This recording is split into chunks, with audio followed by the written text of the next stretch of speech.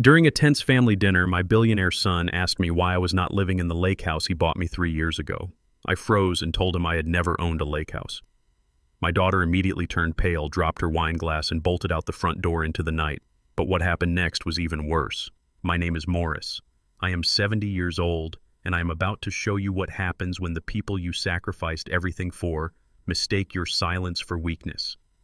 Before I continue this story, let me know where you are watching from in the comments below. Hit like and subscribe if you believe that true family is about respect, not just blood. It all started just a few days before that infamous dinner. I was sitting in my bedroom reading a book when my door flew open so hard the brass handle cracked against the drywall. Melanie, my white daughter-in-law, marched in carrying a stack of flattened cardboard boxes. Without saying a single word to me, she began swiping my clothes off the wooden hangers and tossing them onto the floor. My dress shirts, my slacks, even the heavy winter coat I bought last year, all crumpled into a pathetic pile near the foot of my bed. I stood up asking what she was doing, but she completely ignored my voice. She grabbed my antique bedside lamp and shoved it into a cardboard box. Then she turned to me and threw a crumpled piece of paper directly at my chest. It fluttered to the floor right next to my slippers. She crossed her arms and smirked at me with a look of pure superiority. She told me it was a formal renovation notice. She said my room was the only space in the house with the right natural light for her new private yoga studio and wellness sanctuary. She looked me up and down with absolute disgust and told me I was moving to the basement immediately. The unfinished basement, a damp, windowless concrete cavern where the old furnace groaned all night. I looked past her expecting someone to intervene. My son Tyson, her husband, was standing in the hallway just outside the door. The boy I had worked double shifts to put through college was staring intently at his expensive leather shoes. He refused to meet my eyes. He just stood there with his hands in his pockets, letting his wife throw his elderly father into a cold basement like a bag of garbage. Melanie clapped her hands together loudly and told me to hurry up because her contractors were arriving at noon to tear up the carpet. I did not yell, I did not scream or curse or demand respect from either of them. I simply knelt on the hardwood floor and began folding my clothes. The silence in the room was heavy and suffocating, but I refused to give them the satisfaction of seeing me break down.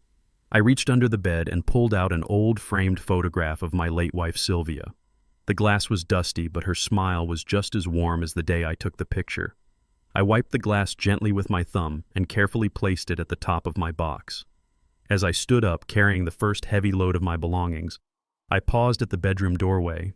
I rested my bare hand against the solid oak doorframe. The wood was smooth polished by years of daily use, but I could still feel the raw grain underneath. I closed my eyes for a fraction of a second. They had no idea. Melanie, with her expensive yoga pants and her arrogant sneer, had absolutely no idea that I was the one who had drawn the blueprints for this very room. I am a retired structural engineer.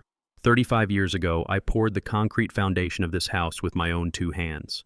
I framed these walls, I laid the oak floors, and I hung this exact door so Sylvia and I could have a safe, beautiful place to raise our children. Every single nail in this building was driven by my sweat and my labor. But 10 years ago, when Sylvia passed away, my accountant suggested I put the deed of the house into Tyson's name. It was supposed to be a simple estate planning move to save him from a massive tax burden when I eventually passed on. It was a gesture of absolute trust from a father protecting his son's financial future. Now that same son was using that legal technicality to evict me from the home I built from the ground up. As I carried the box past Tyson in the hallway, he finally mumbled a weak apology. He said it was just temporary until they could figure something else out. I did not look at him. I did not say a word. I just kept walking toward the basement door. My silence was not submission. It was the careful, calculated restraint of a man who knew exactly how a building stood up and exactly how it could be brought down. The wooden stairs leading down to the basement groaned under my weight. The air down here was instantly different, heavy with the smell of old concrete and damp earth. There were no finished walls, just exposed fiberglass insulation and bare wooden joists overhead. The single bulb hanging from the ceiling flickered, casting long, distorted shadows across the gray floor. I set my boxes down in the far corner next to the humming water heater. The cold seeped through the thin soles of my slippers, but I felt completely numb to the temperature. I made 3 more trips upstairs, carefully carrying the remnants of my 70 years of life down into the dark. On the final trip, I heard Melanie upstairs loudly laughing on her cell phone with one of her friends, bragging about how much space she finally had to herself. I gently closed the basement door at the top of the stairs, shutting out the sound of her voice forever. Once I was completely alone in the dim light of the basement, my entire posture changed. The hunched, tired shoulders of a defeated old man vanished. I stood up perfectly straight. I walked past my makeshift bed and past the dusty boxes of old holiday decorations. I walked all the way to the back wall of the basement where the concrete foundation met the deep soil line outside. There against the far wall sat a massive rusted metal shelving unit. It was filled with old paint cans, rusted tools, and heavy boxes of steel bolts. To anyone else, it looked like 30 years of forgotten junk. But to me, it was a door. I planted my feet firmly on the concrete, grabbed the thick metal framing of the shelf, and pulled. It was incredibly heavy, but the hidden industrial casters I had secretly installed on the bottom rails allowed it to glide smoothly to the left. The shelf rolled away silently, revealing the bare concrete wall behind it. I took a deep breath, letting the cold basement air fill my lungs. My heart was beating steadily, and I felt perfectly calm. I reached out and ran my fingers along the rough surface of the concrete until I found the hidden seam. I pressed hard on a specific corner of what looked like a solid block of cement. The fake concrete panel popped outward with a soft, metallic click. I slid the panel aside. Behind it, recessed deep into the reinforced foundation of the house, was a massive industrial-grade steel safe. The digital keypad lay dormant in the dark. I reached out and typed in a 6-digit code. Sylvia's birthday. The heavy steel bolts retracted with a loud, satisfying clunk. I pulled the heavy door open, revealing stacks of thick manila folders, original property blueprints, and airtight lockboxes. They thought they had banished a helpless old man to the basement to rot in the damp and the dark. They had no idea they had just locked a master engineer inside the control room of their entire lives. I looked at the files that held the power to destroy them completely, and for the first time that day, I smiled. 3 days passed since my exile to the concrete floor of the basement. I played my part perfectly, keeping quiet and staying out of sight. I knew the documents in my hidden safe were my ultimate weapon, but I needed the right moment to strike. Then Friday evening arrived, bringing a sudden shift in the atmosphere of the house. My oldest son, Cameron, flew in from Silicon Valley for a surprise visit. Cameron was the complete opposite of Tyson. He was a tech billionaire, sharp-focused, and entirely self-made. He walked through the front door wearing a tailored suit, carrying a commanding presence that instantly made Melanie and Tyson shrink in their own living room. They practically tripped over themselves trying to impress him, setting up a lavish dinner in the formal dining room. I was invited upstairs only because Cameron insisted.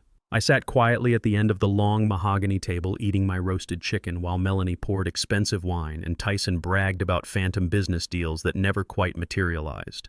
Cameron nodded politely, but his sharp eyes missed nothing. He noticed my slightly wrinkled shirt. He noticed the way Melanie spoke to me with a forced, clipped tone. Finally, he set his silver fork down on his porcelain plate and wiped his mouth with a linen napkin.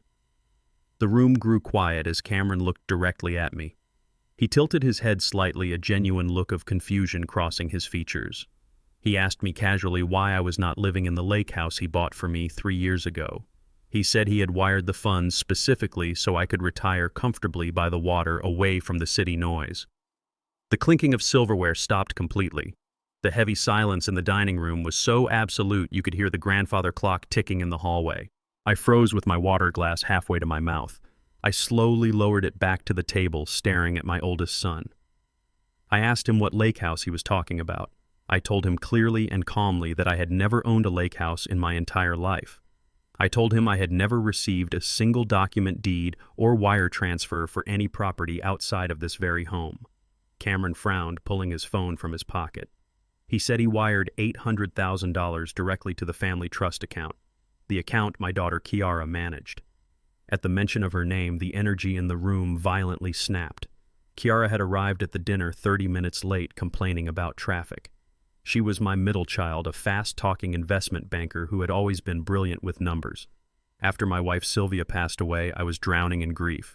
Kiara stepped in and offered to handle all my mail, pay my bills, and manage my retirement accounts so I would not have to stress. I trusted her completely with my social security number, my passwords, and my financial life. I thought she was protecting me. Now, sitting across the table, Kiara turned the color of ash. Her designer makeup could not hide the sheer terror spreading across her face. She tried to speak, but her jaw just trembled. Her hand shook so violently that the crystal wine glass she was holding slipped from her fingers. It hit the edge of the mahogany table and shattered into dozens of pieces. Deep red wine splashed across the white lace tablecloth, looking exactly like fresh blood. Without a single word, Kiara pushed her heavy dining chair back so hard it tipped over and crashed onto the hardwood floor. She grabbed her expensive leather purse, turned her back on her family, and bolted toward the front door. The sound of her high heels clicking frantically against the floorboards echoed through the house. Seconds later, the heavy oak front door slammed shut, shaking the walls. We heard her car engine roar to life in the driveway and tires screech against the asphalt as she sped away into the night. She did not just steal a house, she stole my security and my trust. Cameron stood up his chair, scraping harshly against the floor. The polite brother from California vanished, replaced entirely by the ruthless billionaire chief executive who destroyed corporate rivals for breakfast. His face was a mask of pure cold fury. He stated loudly that Kiara had just committed federal wire fraud and embezzled nearly $1 million. He did not hesitate. He unlocked his phone and aggressively swiped to his contacts, declaring he was calling his legal team and the Federal Bureau of Investigation immediately. He promised he would have Kiara in federal custody before midnight. Tyson panicked, jumping up from his seat and waving his hands wildly. He begged Cameron to wait to keep the police out of it, to handle it internally as a family. Tyson knew that if investigators started looking into Kiara, they might start looking into his own shady finances. But Cameron completely ignored his younger brother. He held the phone to his ear.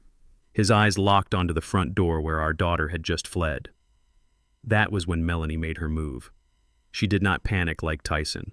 She walked calmly to the vintage sideboard, opened the top drawer, and pulled out a thick manila envelope.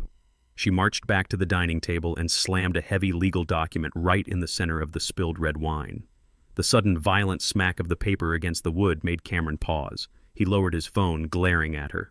Melanie leaned over the table, placing both her hands flat on the polished wood. Her arrogant smirk returned, replacing the brief shock she had shown earlier. She looked directly at Cameron and told him to hang up the phone right now. She tapped her manicured fingernail against the thick stack of papers. The document was bound with a blue legal ribbon and stamped with a golden notary seal. It looked official, terrifyingly real, and airtight. Melanie announced loudly that the document was a full medical power of attorney. She claimed it gave her and Tyson complete legal control over my healthcare decisions. She stared Cameron dead in the eyes and delivered her ultimatum. She told him that if he pressed that call button and brought the authorities into her house, she would make one phone call of her own. She threatened to use the document to have me declared legally incompetent by a friendly doctor she had already paid off. She promised that if Cameron called the cops, she would have me committed to the worst state-run mental asylum in the county by tomorrow morning. She said I would be locked in a padded room, stripped of my rights, and drugged into oblivion before Cameron could even file an injunction. She smiled a cold, venomous smile and asked Cameron if putting his sister in jail was worth destroying his father's life forever. The entire room held its breath, waiting for the billionaire's next move. Cameron stared at the document on the table and then erupted. The sheer audacity of Melanie threatening to lock me in an asylum shattered his composure completely. He slammed his fist onto the dining table, making the silverware jump and the wine glasses rattle. He leaned over the wood, pointing a finger directly at Melanie's face. He told her she had just made the biggest mistake of her miserable life. He swore he would unleash a team of corporate litigators so vicious they would bury her and Tyson in legal fees until they were bankrupt. He promised to have her investigated for forgery, extortion, and elder abuse all before Monday morning. But Melanie did not flinch. She just stood there with that icy, arrogant smirk plastered across her face. She picked up her wine glass, took a slow, deliberate sip, and told Cameron he was welcome to try. She reminded him that family courts and medical boards initially favor whoever holds the notarized proxy. She said by the time his expensive lawyers managed to file an injunction or demand a hearing, I would already be heavily sedated in a locked ward. She looked around the dining room, acting as if she already owned everything in it. She told Cameron that he might have billions in California, but right here in this house, she was the one holding the leash. Tyson remained completely silent, hiding behind his wife as she openly plotted to strip away his father's freedom. The tension in the room reached a boiling point, and Cameron pulled his phone back up, ready to dial the authorities regardless of the consequences. I stepped forward, moving slowly but with absolute purpose. I reached out and placed a firm hand on Cameron's shoulder. The expensive fabric of his suit felt tense over his rigid muscles, but as soon as my hand gripped him, he paused. He turned to look at me, his eyes wide with anger and confusion. I looked at him and spoke in a low, steady voice. I told him to put the phone away. I told him to let them do it. Cameron stared at me as if I had lost my mind. He pleaded with me, saying we could not let them get away with stealing a house and faking medical documents. But I squeezed his shoulder tighter, grounding him. I told him to go back to California.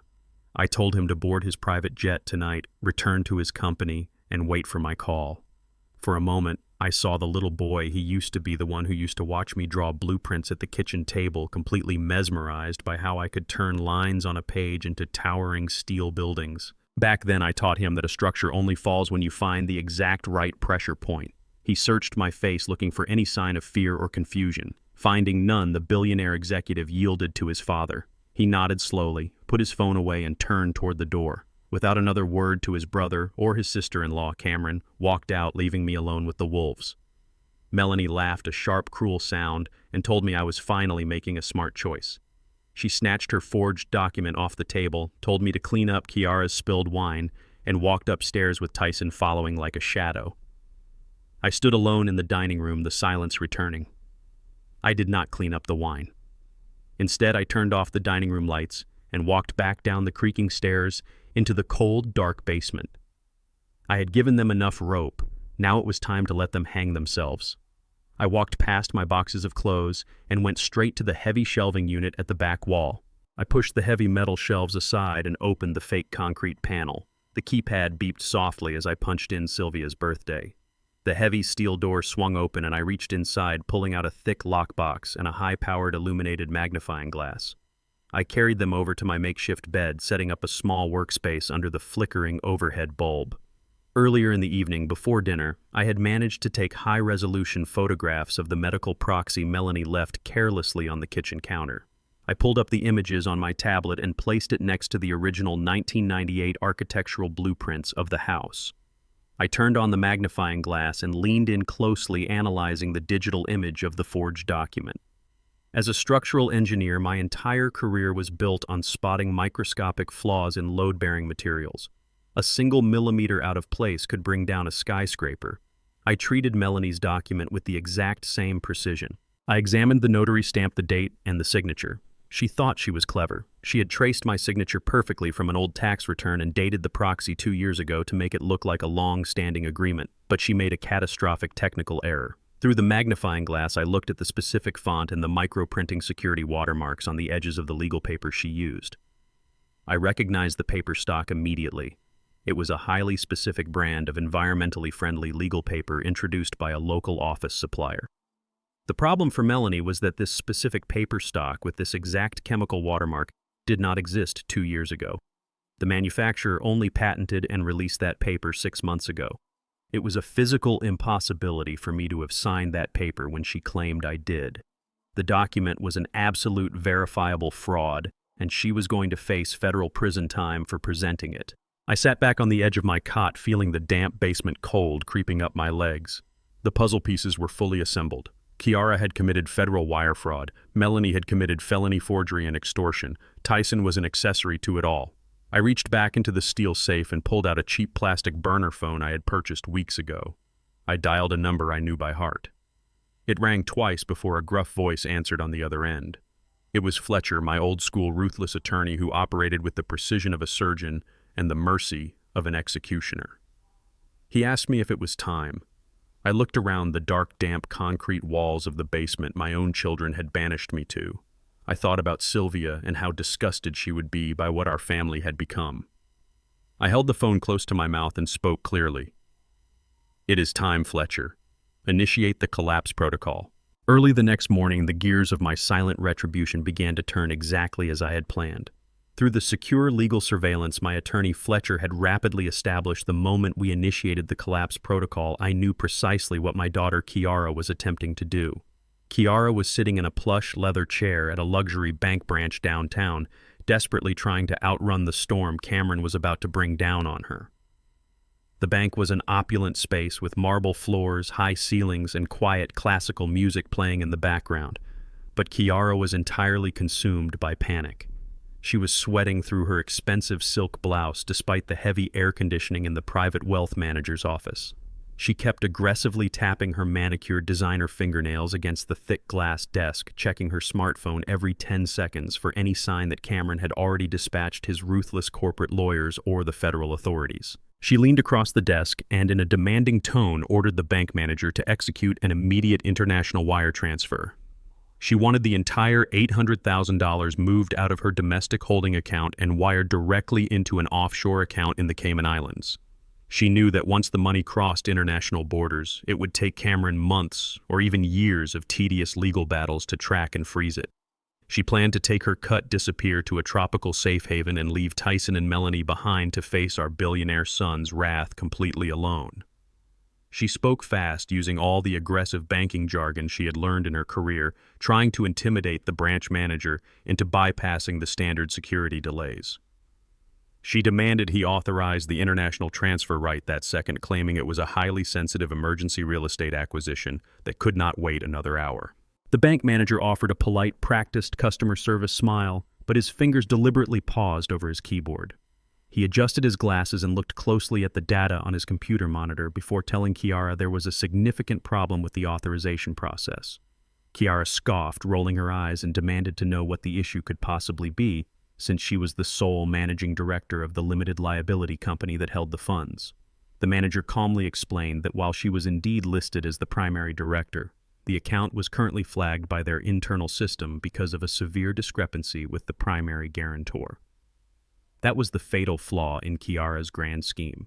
Years ago, before she became the polished financial advisor, she pretended to be Kiara, lived a reckless and lavish lifestyle she simply could not afford. She had maxed out multiple high-limit credit cards, defaulted on 2 luxury car loans, and completely destroyed her own credit score, leaving a trail of financial ruin behind her. When Cameron originally wired the massive sum of money for my lake house, Kiara knew no reputable banking institution would allow her to open a clean, high-value corporate account using her own ruined financial history. She needed a pristine financial profile to act as the shield for her shell company, so she stole mine. She used my social security number and my flawless credit history as the primary guarantor for the fraudulent account. She was absolutely confident that I would never find out, because she was the one who intercepted all my physical mail, managed my digital passwords, and filed my tax returns. She had built her entire stolen fortune on the solid foundation of my untarnished lifelong credit. Kiara gritted her teeth and tried to use her arrogant charm on the manager, leaning closer to him. She told him the guarantor was her elderly father and that he was completely aware of the transaction. She ordered him to push the wire through, manually insisting that any hold was just a ridiculous clerical error that she would clear up with the fraud department later that afternoon. The bank manager did not smile this time. He looked directly at the glaring red warning banners cascading across his computer screen. Because of the phone call I made to Fletcher from the cold basement the night before my collapse protocol was already in full uncompromising effect. Fletcher had worked through the night, immediately contacting all 3 major credit bureaus, the Financial Crimes Enforcement Network, and the Federal Banking Commission. He placed a total catastrophic fraud alert and an identity theft lock on my social security number. The banking system did exactly what it was designed to do when a compromised number attempted to move massive amounts of wealth offshore. The bank manager looked at Kiara and informed her that the wire transfer was permanently denied. But he did not stop there. He told her that due to an active federal fraud lock placed by the primary guarantor, the banking software had automatically triggered a severe security protocol. He announced in a cold, professional voice that the entire account and the $800,000 inside it were now completely frozen, pending a thorough federal investigation. Kiara was absolutely devastated. The color completely drained from her face as she realized the money she had stolen was now locked in a digital vault she could no longer open. She panicked, her professional facade crumbling instantly. She begged the manager to let her withdraw just $50,000 in cash so she could cover emergency expenses. The manager firmly refused and subtly pressed a silent panic button under his desk, signaling the armed security guard standing near the lobby doors to move closer. Kiara realized she was entirely trapped. She had absolutely no money to her name, and once Cameron looked into the frozen account, he would easily find the paper trail linking her directly to the stolen funds and the felony identity theft. Kiara fled the bank in absolute terror, practically running to her luxury car in the parking lot. She sat behind the steering wheel, hyperventilating, realizing she was entirely broke and facing imminent federal prison time. With nowhere else to turn, she called the only person in the family ruthless enough to help her navigate a catastrophic crisis like this. She called Melanie. When Melanie answered the phone, Kiara was sobbing uncontrollably, explaining that the money was permanently frozen and Cameron was going to destroy them all. Melanie felt no sympathy for her sister-in-law, but she knew Cameron's wrath would not stop with Kiara. Melanie needed massive amounts of cash fast to hire elite defense attorneys and secure an emergency bridge loan to keep her own fraudulent lifestyle afloat. Melanie told Kiara to stop crying and listen closely. She announced she was throwing a massive high society charity gala at the house this coming weekend. She planned to invite the wealthiest private investors in the city, project an image of the perfect affluent family, and secure the emergency funds they needed to survive this war. The weekend arrived, and the heavy oak doors of my home were thrown open to the city elite. Melanie had transformed the main floor into a lavish high society charity gala. Waiters in crisp white shirts circulated with silver trays of champagne, while a string quartet played softly in the corner of the living room. The house was packed with wealthy private investors, real estate moguls, and local politicians. Melanie was in her element, floating through the crowd in a designer evening gown. She held a crystal flute of champagne and projected the perfect image of a wealthy, generous philanthropist. From my position at the top of the basement stairs, hidden in the shadows, I watched her work the room. She was desperately trying to secure emergency bridge loans under the guise of charity investments to save herself and Kiara from the financial ruin they had just walked into. I listened as she stood near the grand fireplace, boasting to a group of bankers about the house. She called it her heritage property, claiming she and Tyson had spent years restoring its historic charm. When one of the guests politely asked where Tyson's father was, Melanie let out a theatrical sigh of pity. She tapped her manicured finger against her forehead and whispered loudly enough for the whole circle to hear. She claimed my mind was completely gone and that she had to set up a special care room for me downstairs because I was too confused and unstable to be around people.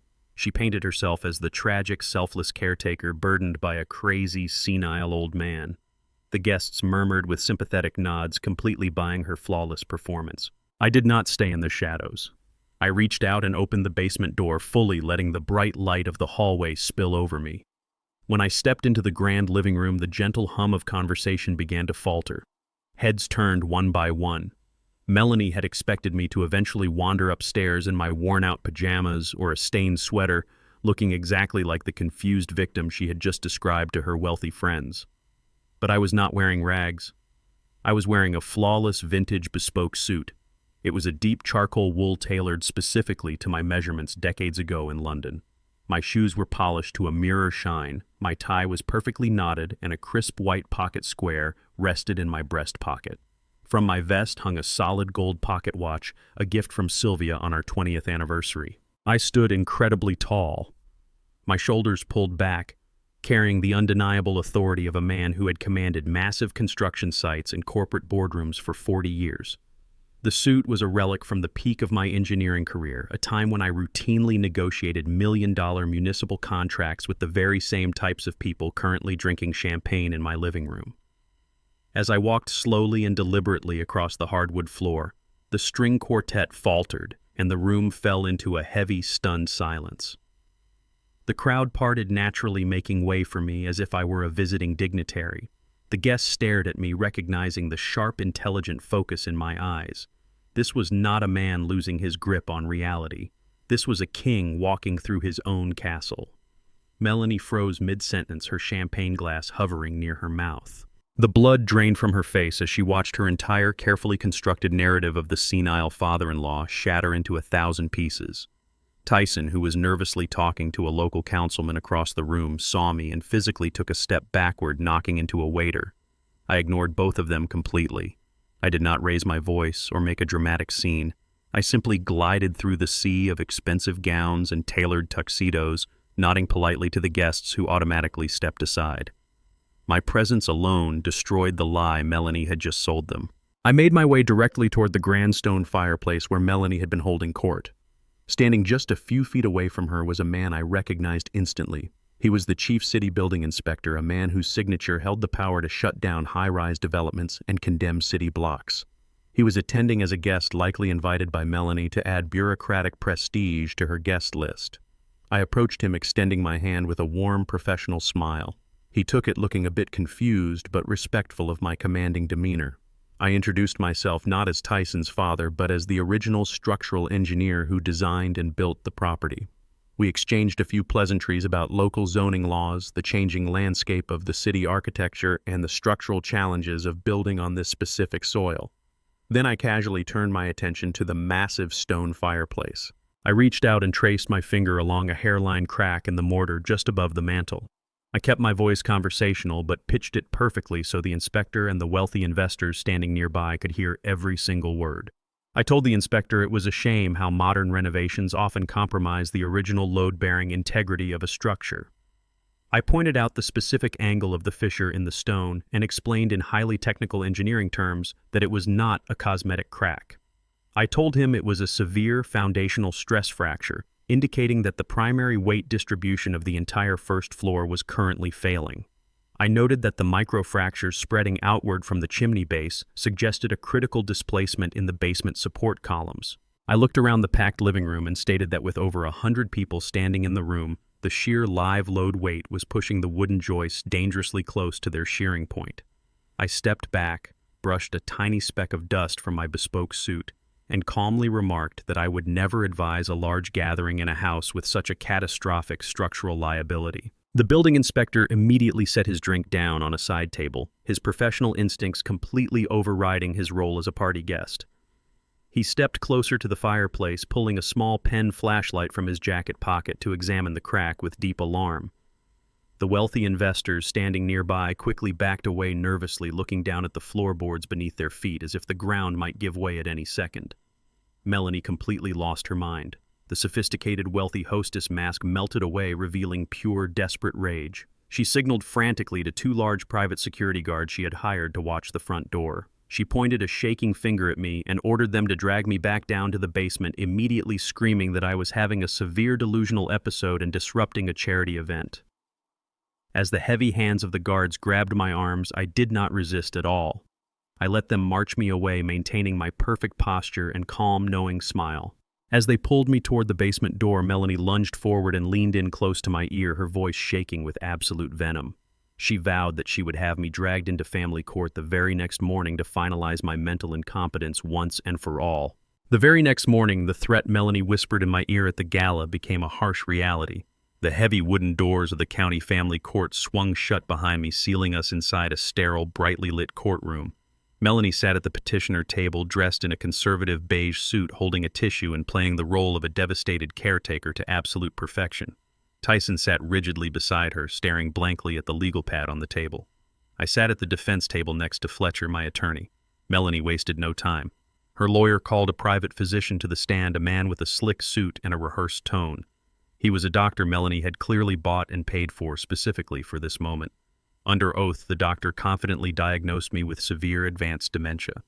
He looked directly at the judge and claimed he had evaluated my behavior and medical history, concluding that I was completely detached from reality. He testified that my actions at the charity gala the night before were the erratic delusions of a deteriorating mind. He used heavy clinical jargon to mask his lies, stating that I posed an immediate danger to myself and my family.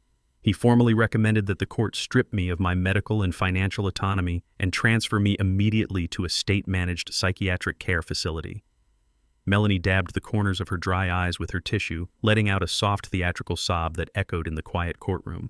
She was attempting to legally erase me from society so she could pillage my remaining assets without interference. I did not object. I did not shake my head or show any outward anger. I simply sat in my chair and turned my gaze toward Tyson. My son, my own flesh and blood, could not even look at me.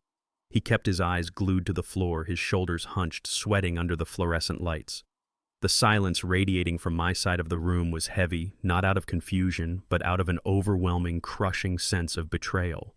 Looking at Tyson sitting there allowing this hired fraud to declare his father insane, I felt a distinct memory wash over me. I remembered the freezing winter of 1999. Tyson had been struggling through his out-of-state university, failing his classes, and on the verge of being expelled because he spent his tuition money on partying. I was working a full-time engineering job during the day, but to save his future, I took on a second job, drafting commercial blueprints at night. I remembered sitting at my kitchen table until 3 in the morning, the smell of stale coffee in the air, my back aching with a pain so deep it radiated down my legs. I remembered driving out to freezing construction sites before dawn just to earn the extra overtime pay required to hire private tutors and cover his rent. Every drop of sweat, every hour of sleep I sacrificed was freely given because I loved my son. I built his foundation so he could stand tall. Now that same son was sitting inches away from me, hiding behind his vicious wife while she actively tried to lock me in a padded room. The contrast between the boy I sacrificed my health for and the coward sitting at the petitioner table was completely devastating. At that moment, the last remaining thread of my paternal illusion snapped. I realized I owed this man absolutely nothing. The judge adjusted his glasses and looked down at the defense table, asking if we had any cross-examination for the doctor. Fletcher stood up slowly. He was a tall, imposing man who wore a permanent scowl and operated with the cold precision of a military tactician. He did not raise his voice. He did not object to the doctor's testimony or call character witnesses to argue about my sanity. Fletcher simply walked up to the judge's bench, holding a single manila folder. He pulled out one thick piece of paper bearing a golden government seal and handed it directly to the judge. Fletcher announced clearly for the court reporter to record that the document was a declassified cover sheet for a Department of Defense contract. He stated that exactly 4 days ago, my engineering firm was contracted to patent a highly advanced load-bearing structural design for underground military silos. He pointed to the bottom of the page, noting the compensation for this single patent was $2 million. Fletcher turned slowly to look at the sweating physician on the witness stand. He stated that in order to execute a federal defense contract of this magnitude, the signer must pass a rigorous federal cognitive and security clearance protocol. Fletcher looked back at the judge and calmly pointed out that a man suffering from advanced dementia cannot legally pass a federal psychological evaluation, nor can he invent military-grade structural engineering components. He suggested that either the federal government had made a catastrophic error in their psychiatric vetting or the doctor sitting on the stand was committing blatant perjury for financial gain. The color instantly drained from the doctor's face. He began stammering, attempting to backtrack his diagnosis, claiming cognitive decline could have periods of extreme lucidity, but the damage was already done. The absolute indisputable weight of the federal document crushed Melanie's entire medical strategy in less than 60 seconds. The judge slammed his gavel down, silencing the panicked doctor. He looked at Melanie and her lawyer with absolute disgust, immediately dismissing the petition for medical guardianship. The fake tears on Melanie's face vanished instantly, replaced by a deep flush of humiliated rage. She realized her master plan to lock me away had just been obliterated on public record. But Melanie was a cornered animal, and cornered animals always lash out. She aggressively shoved her chair back, standing up right in the middle of the courtroom. She reached into her designer briefcase and pulled out the original property deed with Tyson's name printed boldly across the top. She slammed the deed onto her table, pointing a shaking finger directly at me. She declared loudly that if I was legally sane and capable of making my own decisions, then I was officially nothing more than an unwanted trespasser in her home. She demanded my immediate eviction effective today. She looked me dead in the eyes, her voice echoing off the courtroom walls, and told me I had exactly 1 hour to get my boxes out of her basement before she called the police to throw me onto the streets. The hour Melanie granted me to vacate the premises was more than enough time. I returned to the damp basement and calmly grabbed the single leather suitcase I had packed days ago in preparation for this exact moment. I did not take the antique clock from the living room mantel. I did not take the vintage Persian rugs I bought with Sylvia. I simply carried my suitcase up the wooden stairs, leaving behind the heavy boxes of old clothes to rot in the dark. By the time I reached the front hallway, Melanie and Tyson had already returned from the courthouse. Tyson stood near the kitchen island, completely silent, refusing to make eye contact with the father he had just watched get legally banished. Melanie, however, was practically vibrating with victory. She stood by the front door holding her smartphone and a bottle of expensive champagne she had bought with the money Kiara had stolen. As I walked past her, she held up her phone and aggressively tapped the screen. A loud electronic chime echoed from the front door. She had already reprogrammed the smart lock system, erasing my biometric access and deleting my passcodes. She smiled a cruel, triumphant smile and told me to enjoy the homeless shelter. I did not dignify her insult with a response. I stepped out onto the front porch, feeling the crisp afternoon air hit my face. Behind me, I heard the distinct loud pop of a champagne cork, followed by Melanie laughing hysterically. The heavy oak door slammed shut, and the deadbolt engaged with a sharp mechanical click. They thought they had won. They thought they had successfully amputated me from the property forever. An hour later, I was sitting in a plush leather chair inside a penthouse suite at the finest luxury hotel downtown. Cameron had insisted on booking it for me the night before, leaving strict instructions with the concierge that I was to be treated like royalty. The room offered a panoramic view of the city skyline, a stark contrast to the windowless concrete cavern my son had tried to bury me in. I poured myself a glass of sparkling water and walked over to the floor-to-ceiling window looking out over the sprawling suburbs where my old house sat. Melanie believed that holding the property deed meant she held all the absolute power over my life, but her arrogance had blinded her to the most fundamental rule of real estate and structural engineering. You can own the building, but the building is entirely useless if you do not own the ground it stands on. Decades ago, when my accountant suggested transferring the house to Tyson for tax purposes, I agreed to protect his financial future. But I was not a fool. As a man who spent his life analyzing structural risks, I always built in a failsafe for the worst-case scenario. I transferred the physical structure of the house, the wood, the bricks, and the roof, into Tyson's name. But I never transferred the parcel of earth beneath it. The prime real estate, the actual dirt and soil the foundation was poured into, belonged entirely to a private corporate land trust, and I was the sole managing director of that trust. For the past 10 years, Tyson and Melanie had been legally living on my land under a family ground lease agreement. I charged them a ceremonial $1 a year to lease the dirt under their feet. It was a generous arrangement designed to keep the family intact while legally separating the assets. Melanie had been so busy plotting to steal the house and forge medical documents that she completely failed to read the fine print of her own property deed. She assumed owning the walls meant owning the earth. She never bothered to run a full title search. She just saw Tyson's name on the top sheet and assumed she had hit the jackpot. She was completely oblivious to the fact that the very ground she was standing on while popping champagne was entirely under my control. She owned the structure, but legally speaking, she was nothing more than a tenant on my land, and tenants who disrespect the landlord always face the consequences. I set my glass down on the marble coffee table and opened my laptop. The screen illuminated my face in the quiet luxury of the hotel suite. I logged into my secure email portal and opened a drafted message I had prepared with Fletcher earlier that week. The subject line was incredibly simple and devastatingly effective. Immediate termination of family ground lease agreement. In the body of the email, I outlined the specific breach of contract. The original lease explicitly stated that the $1 annual rent was contingent upon the property being used as a harmonious, multi-generational family dwelling. By securing a hostile court-ordered eviction against the primary landholder, Melanie and Tyson had instantly violated the core covenant of the agreement.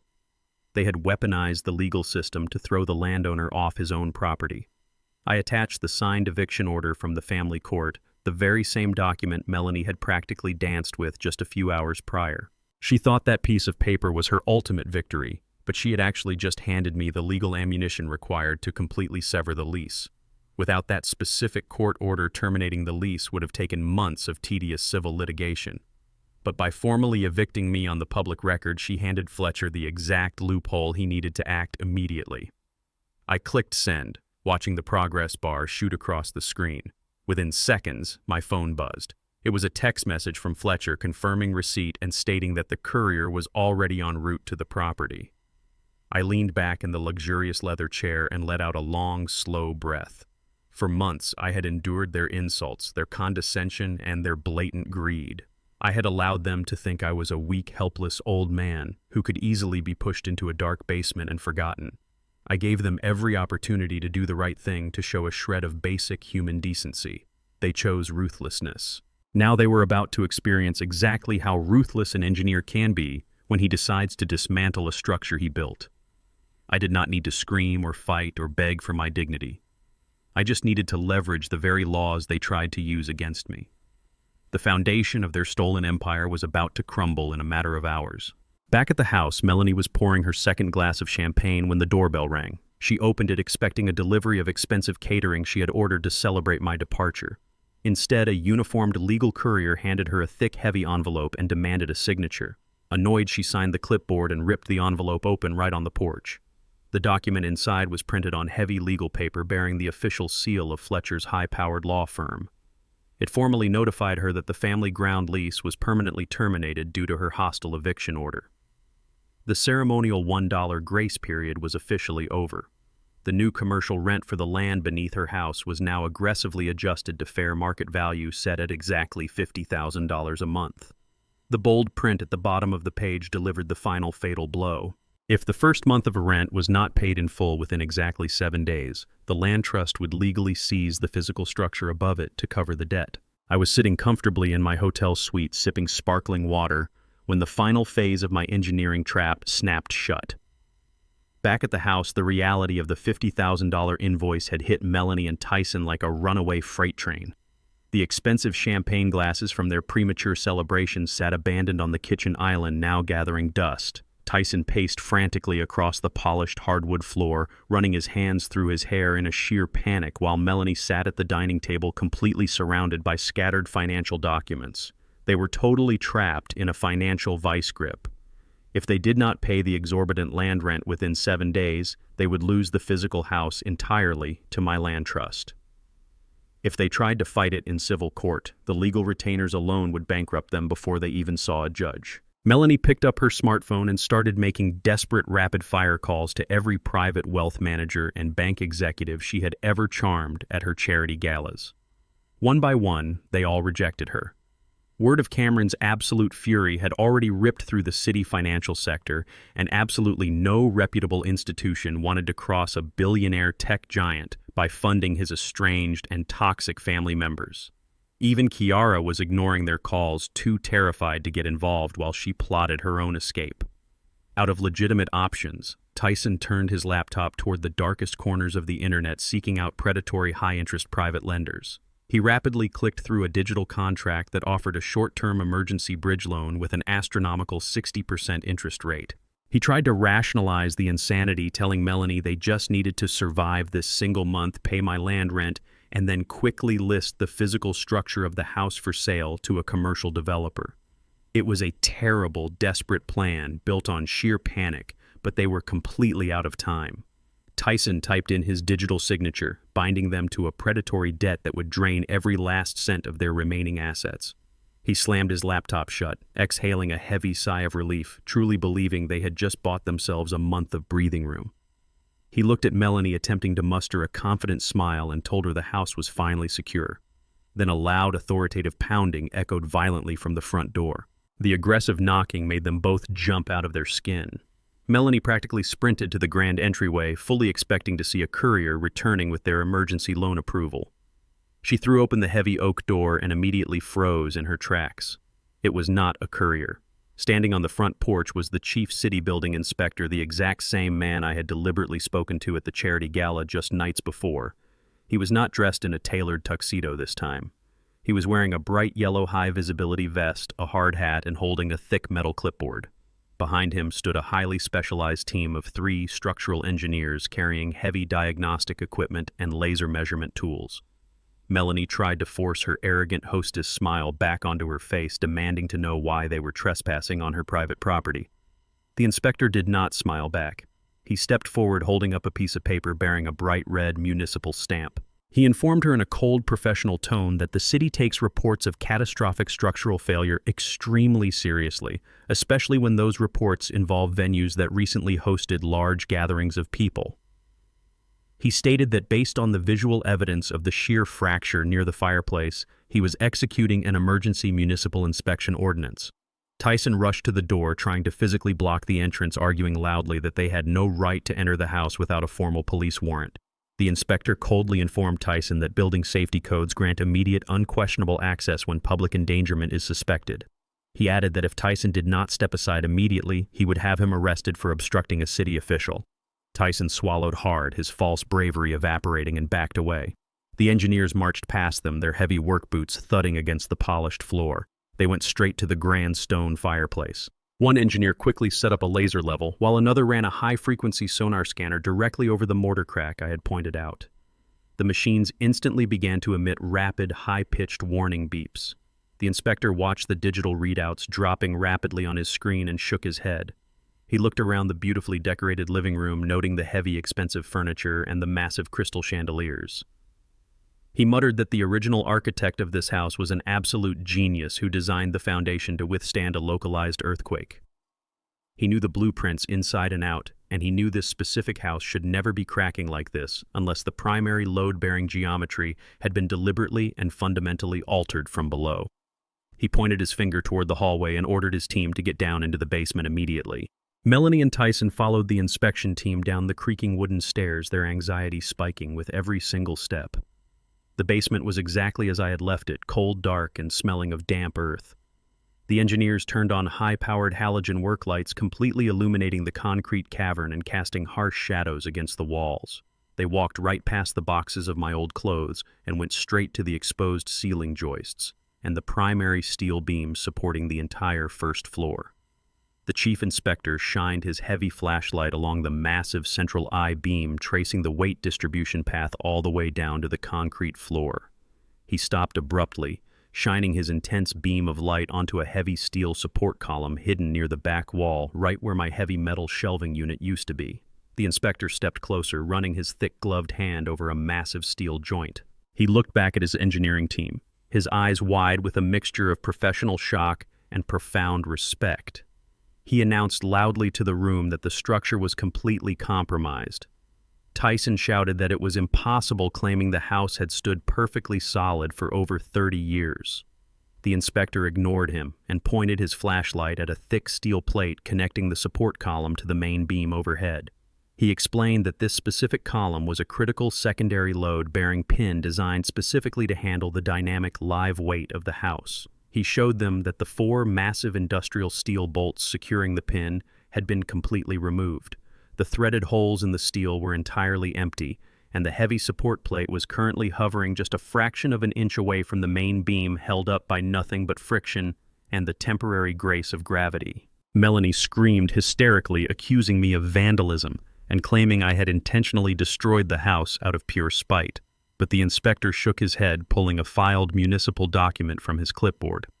He explained that removing those specific bolts was not an act of vandalism at all.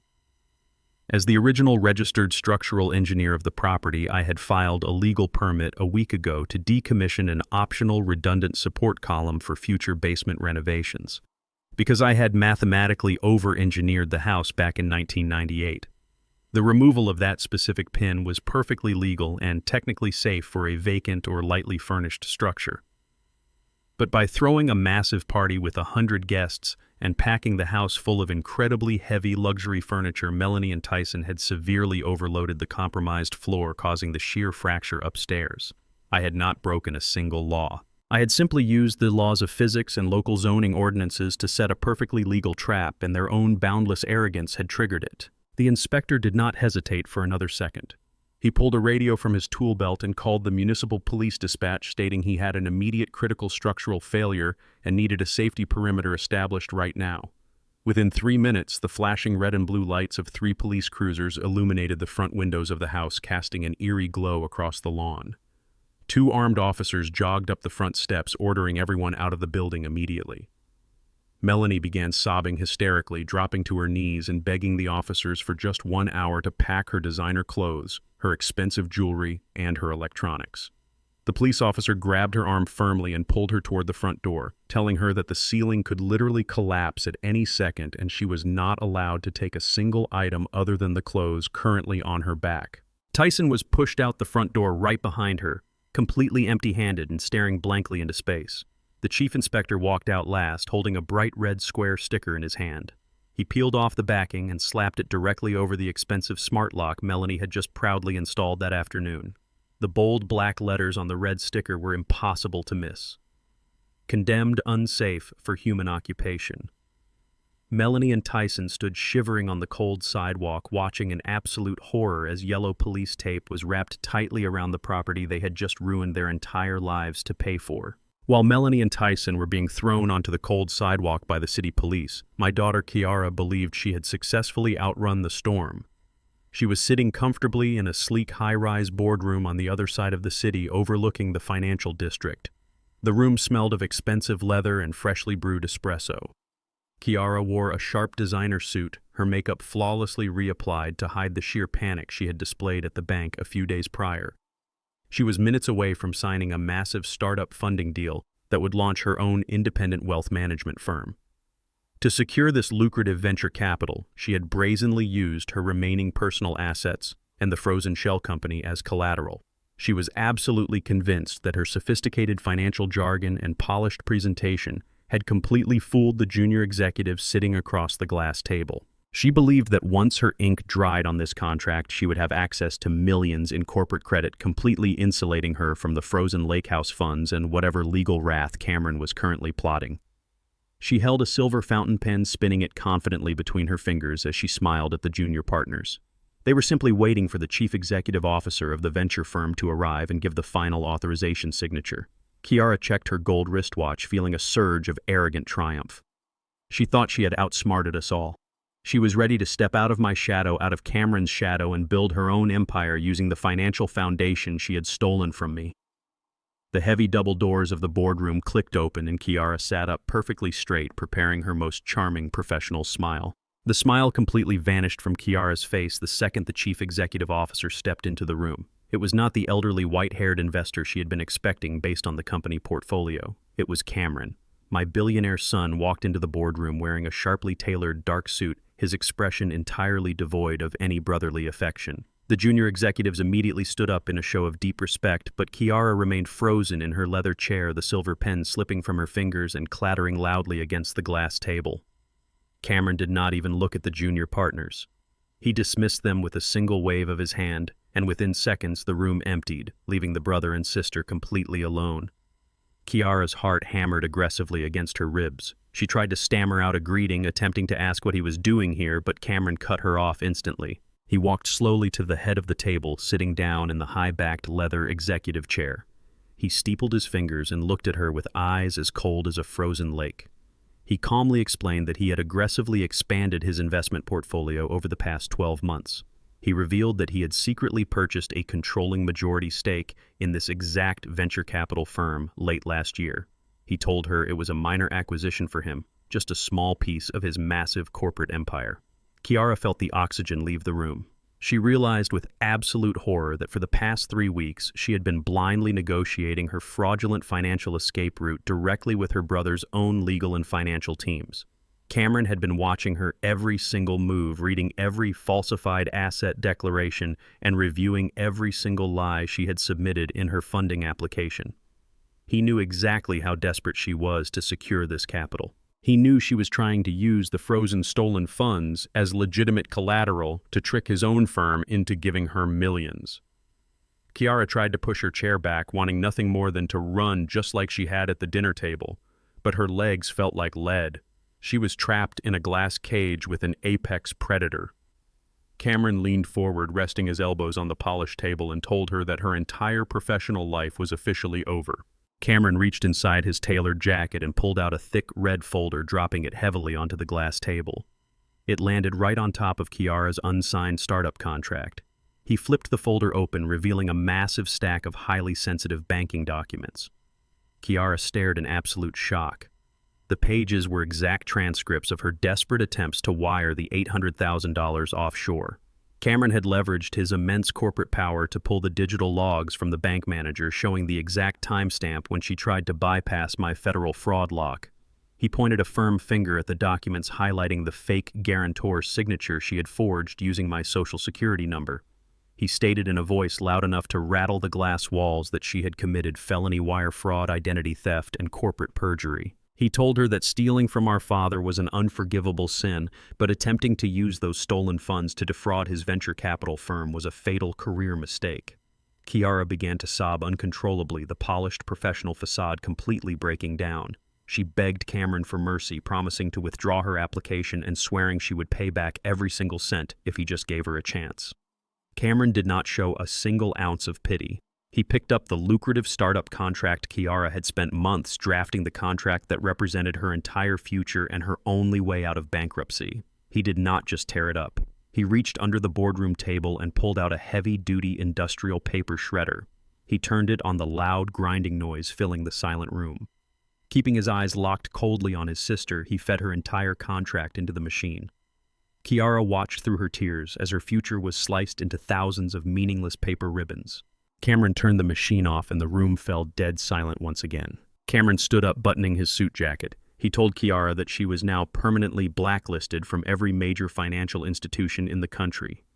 He warned her that if she ever attempted to work in wealth management again, he would personally hand the red folder to the Federal Bureau of Investigation and ensure she served a decade in federal prison.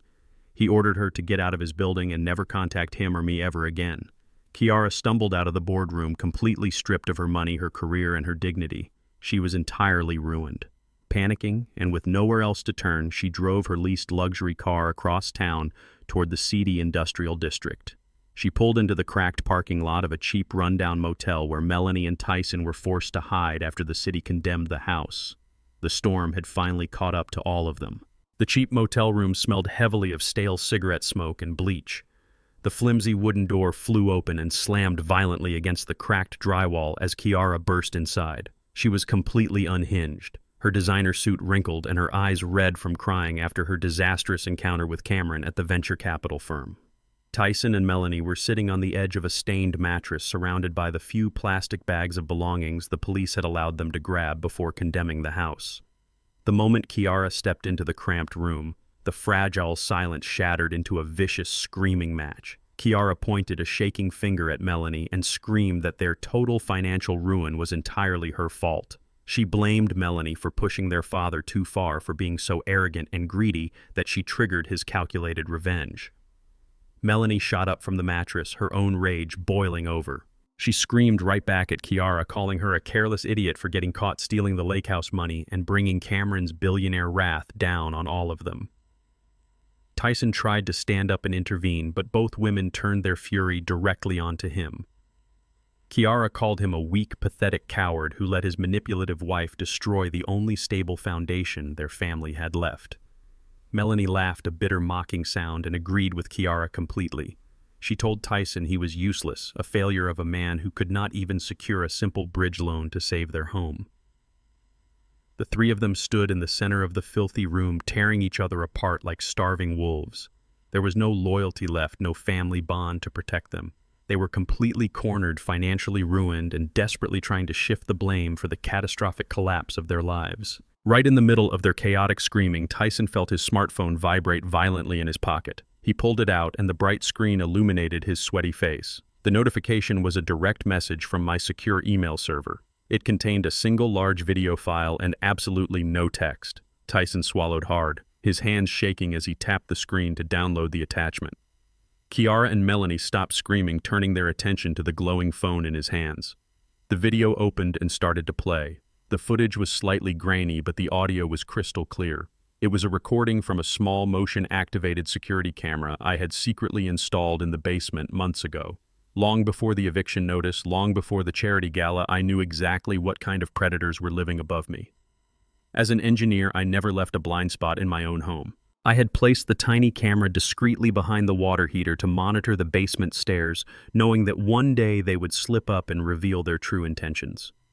The video showed Melanie standing at the bottom of those wooden stairs, holding her cell phone to her ear. It was dated just 2 days before she threw my clothes onto the floor and ordered me into the damp, dark concrete room. Tyson stared at the screen, completely mesmerized as he watched his wife pace back and forth across the basement floor. In the video, Melanie was laughing loudly, complaining to one of her wealthy friends about the state of the house and the burden of living with her father-in-law. She was talking about how desperate she was to get rid of me so she could finally claim the entire property and renovate it to her exact specifications. Tyson turned the volume up all the way, the tiny phone speaker echoing loudly in the cramped motel room. The truth I had known for years was finally playing out right in front of his eyes. He listened closely as his wife spoke to her friend, completely unaware that her words were being recorded and saved to a secure cloud server. The reality of his marriage was unraveling second by second. In the video, Melanie's voice dripped with absolute contempt. She told her friend on the phone that she could not stand being married to Tyson for another second. She called him a gullible, spineless loser who completely lacked the drive to make real money. But the next sentence she spoke was the final nail in the coffin of their marriage. She bragged that the only reason she ever walked down the aisle with him was because she knew his elderly father was sitting on a multi-million-dollar real estate portfolio. She openly admitted that she planned to secure the house, force the old man into a cheap nursing home, and then quietly file for divorce, taking half of everything Tyson owned. She laughed, stating that Tyson was so desperate for her approval he would sign whatever papers she put in front of him without even reading them. The video ended and the screen went completely black. Tyson stood frozen, staring at his dark reflection in the phone. The absolute betrayal washed over him, turning his skin a sickly shade of gray. He slowly looked up from the screen and locked his eyes onto Melanie. The weak, compliant husband vanished entirely, replaced by a man whose entire reality had just been ripped to shreds. He let out a primal scream of pure rage. He lunged across the small motel room, grabbing Melanie by the shoulders of her expensive jacket and slamming her hard against the cheap wood paneling of the wall. He shook her violently, screaming in her face, demanding to know if it was true. He screamed that he had betrayed his own father for her, that he had sacrificed his family and his future just to make her happy. Kiara backed away toward the door, terrified of the sudden violent explosion. Tyson raised his fist, tears of absolute fury streaming down his face, ready to destroy the woman who had manipulated his entire existence. But Melanie did not flinch. She did not cry or beg for forgiveness. Instead, she looked at Tyson's raised fist and let out a loud, cruel burst of laughter. She shoved him hard in the chest, forcing him to stumble backward over the stained mattress. She adjusted her jacket and looked at him with pure disgust. She told him he was a complete fool to think a woman like her would ever genuinely love a weak man like him. Then she delivered her final devastating blow. She told Tyson that he should not worry about dividing their assets in a divorce because there was absolutely nothing left to divide. She coldly revealed that while he was busy looking for emergency bridge loans, she had already logged into their joint checking account and drained every single penny. She stated that the money was gone, transferred completely out of his reach to pay off a massive secret debt from her past. The room spun around Tyson as he realized he was not just homeless, he was entirely penniless and bound to a monster. The deafening silence that followed Melanie's confession was shattered by a violent, terrifying crash. The flimsy wooden door of the motel room buckled inward under the force of a massive, heavy boot. Kiara screamed, scrambling backward against the peeling wallpaper as the doorframe completely splintered, raining cheap wood shards across the stained carpet. 3 large men shoved their way into the cramped room, bringing with them the distinct smell of cheap cologne and cold rain. They were not corporate lawyers or municipal building inspectors. These men were dangerous. The lead intruder wore a thick leather jacket and held a heavy steel crowbar, casually tapping it against his palm, while the other 2 men blocked the only exit, resting their hands on the visible grips of pistols tucked into their waistbands. Tyson froze, his previous rage entirely replaced by raw, primal fear. He took a stumbling step backward, bumping into the flimsy nightstand. The men completely ignored Tyson and Kiara. Their cold, dead eyes locked directly onto Melanie. The lead thug stepped forward, kicking a plastic bag of their belongings out of the way. He grabbed Melanie by the collar of her expensive designer jacket and slammed her roughly against the bathroom door. He did not yell. His voice was low, gravelly, and infinitely more terrifying than any screaming match. He told her that the wire transfer she made from the drained checking account barely covered the late fees on her interest. He pressed the cold steel of the crowbar against her collarbone and demanded the remaining $500,000 she owed his boss immediately. Tyson stared in absolute disbelief, his mind struggling to process the sheer magnitude of the nightmare his wife had dragged him into. $500,000. He looked at Melanie, who was trembling uncontrollably, her arrogant sneer completely wiped away by the physical reality of a steel crowbar pressing against her throat. The carefully constructed illusion of her elite high society life was finally exposed for the absolute fraud it had always been. Years ago, long before Melanie ever met Tyson, her wealthy white-collar family had suffered a catastrophic financial collapse. Her father had made terrible investments, losing their luxury estate, their country club memberships, and their entire social standing. But Melanie absolutely refused to accept a middle-class life. She was addicted to the prestige, the designer clothes, and the exclusive charity galas. To maintain the illusion that she was still a wealthy, elite socialite, she began borrowing heavily from underground predatory lenders. She used the mob money to buy expensive cars, lease high-end apartments, and host lavish parties, desperately trying to bait a wealthy husband who could absorb her massive hidden debts. When she met Tyson, she assumed she had found her golden ticket. She knew his father sat on a massive real estate portfolio, and she calculated that she could manipulate Tyson into securing the family assets to pay off her dangerous creditors. But my silent retribution had completely dismantled her timeline.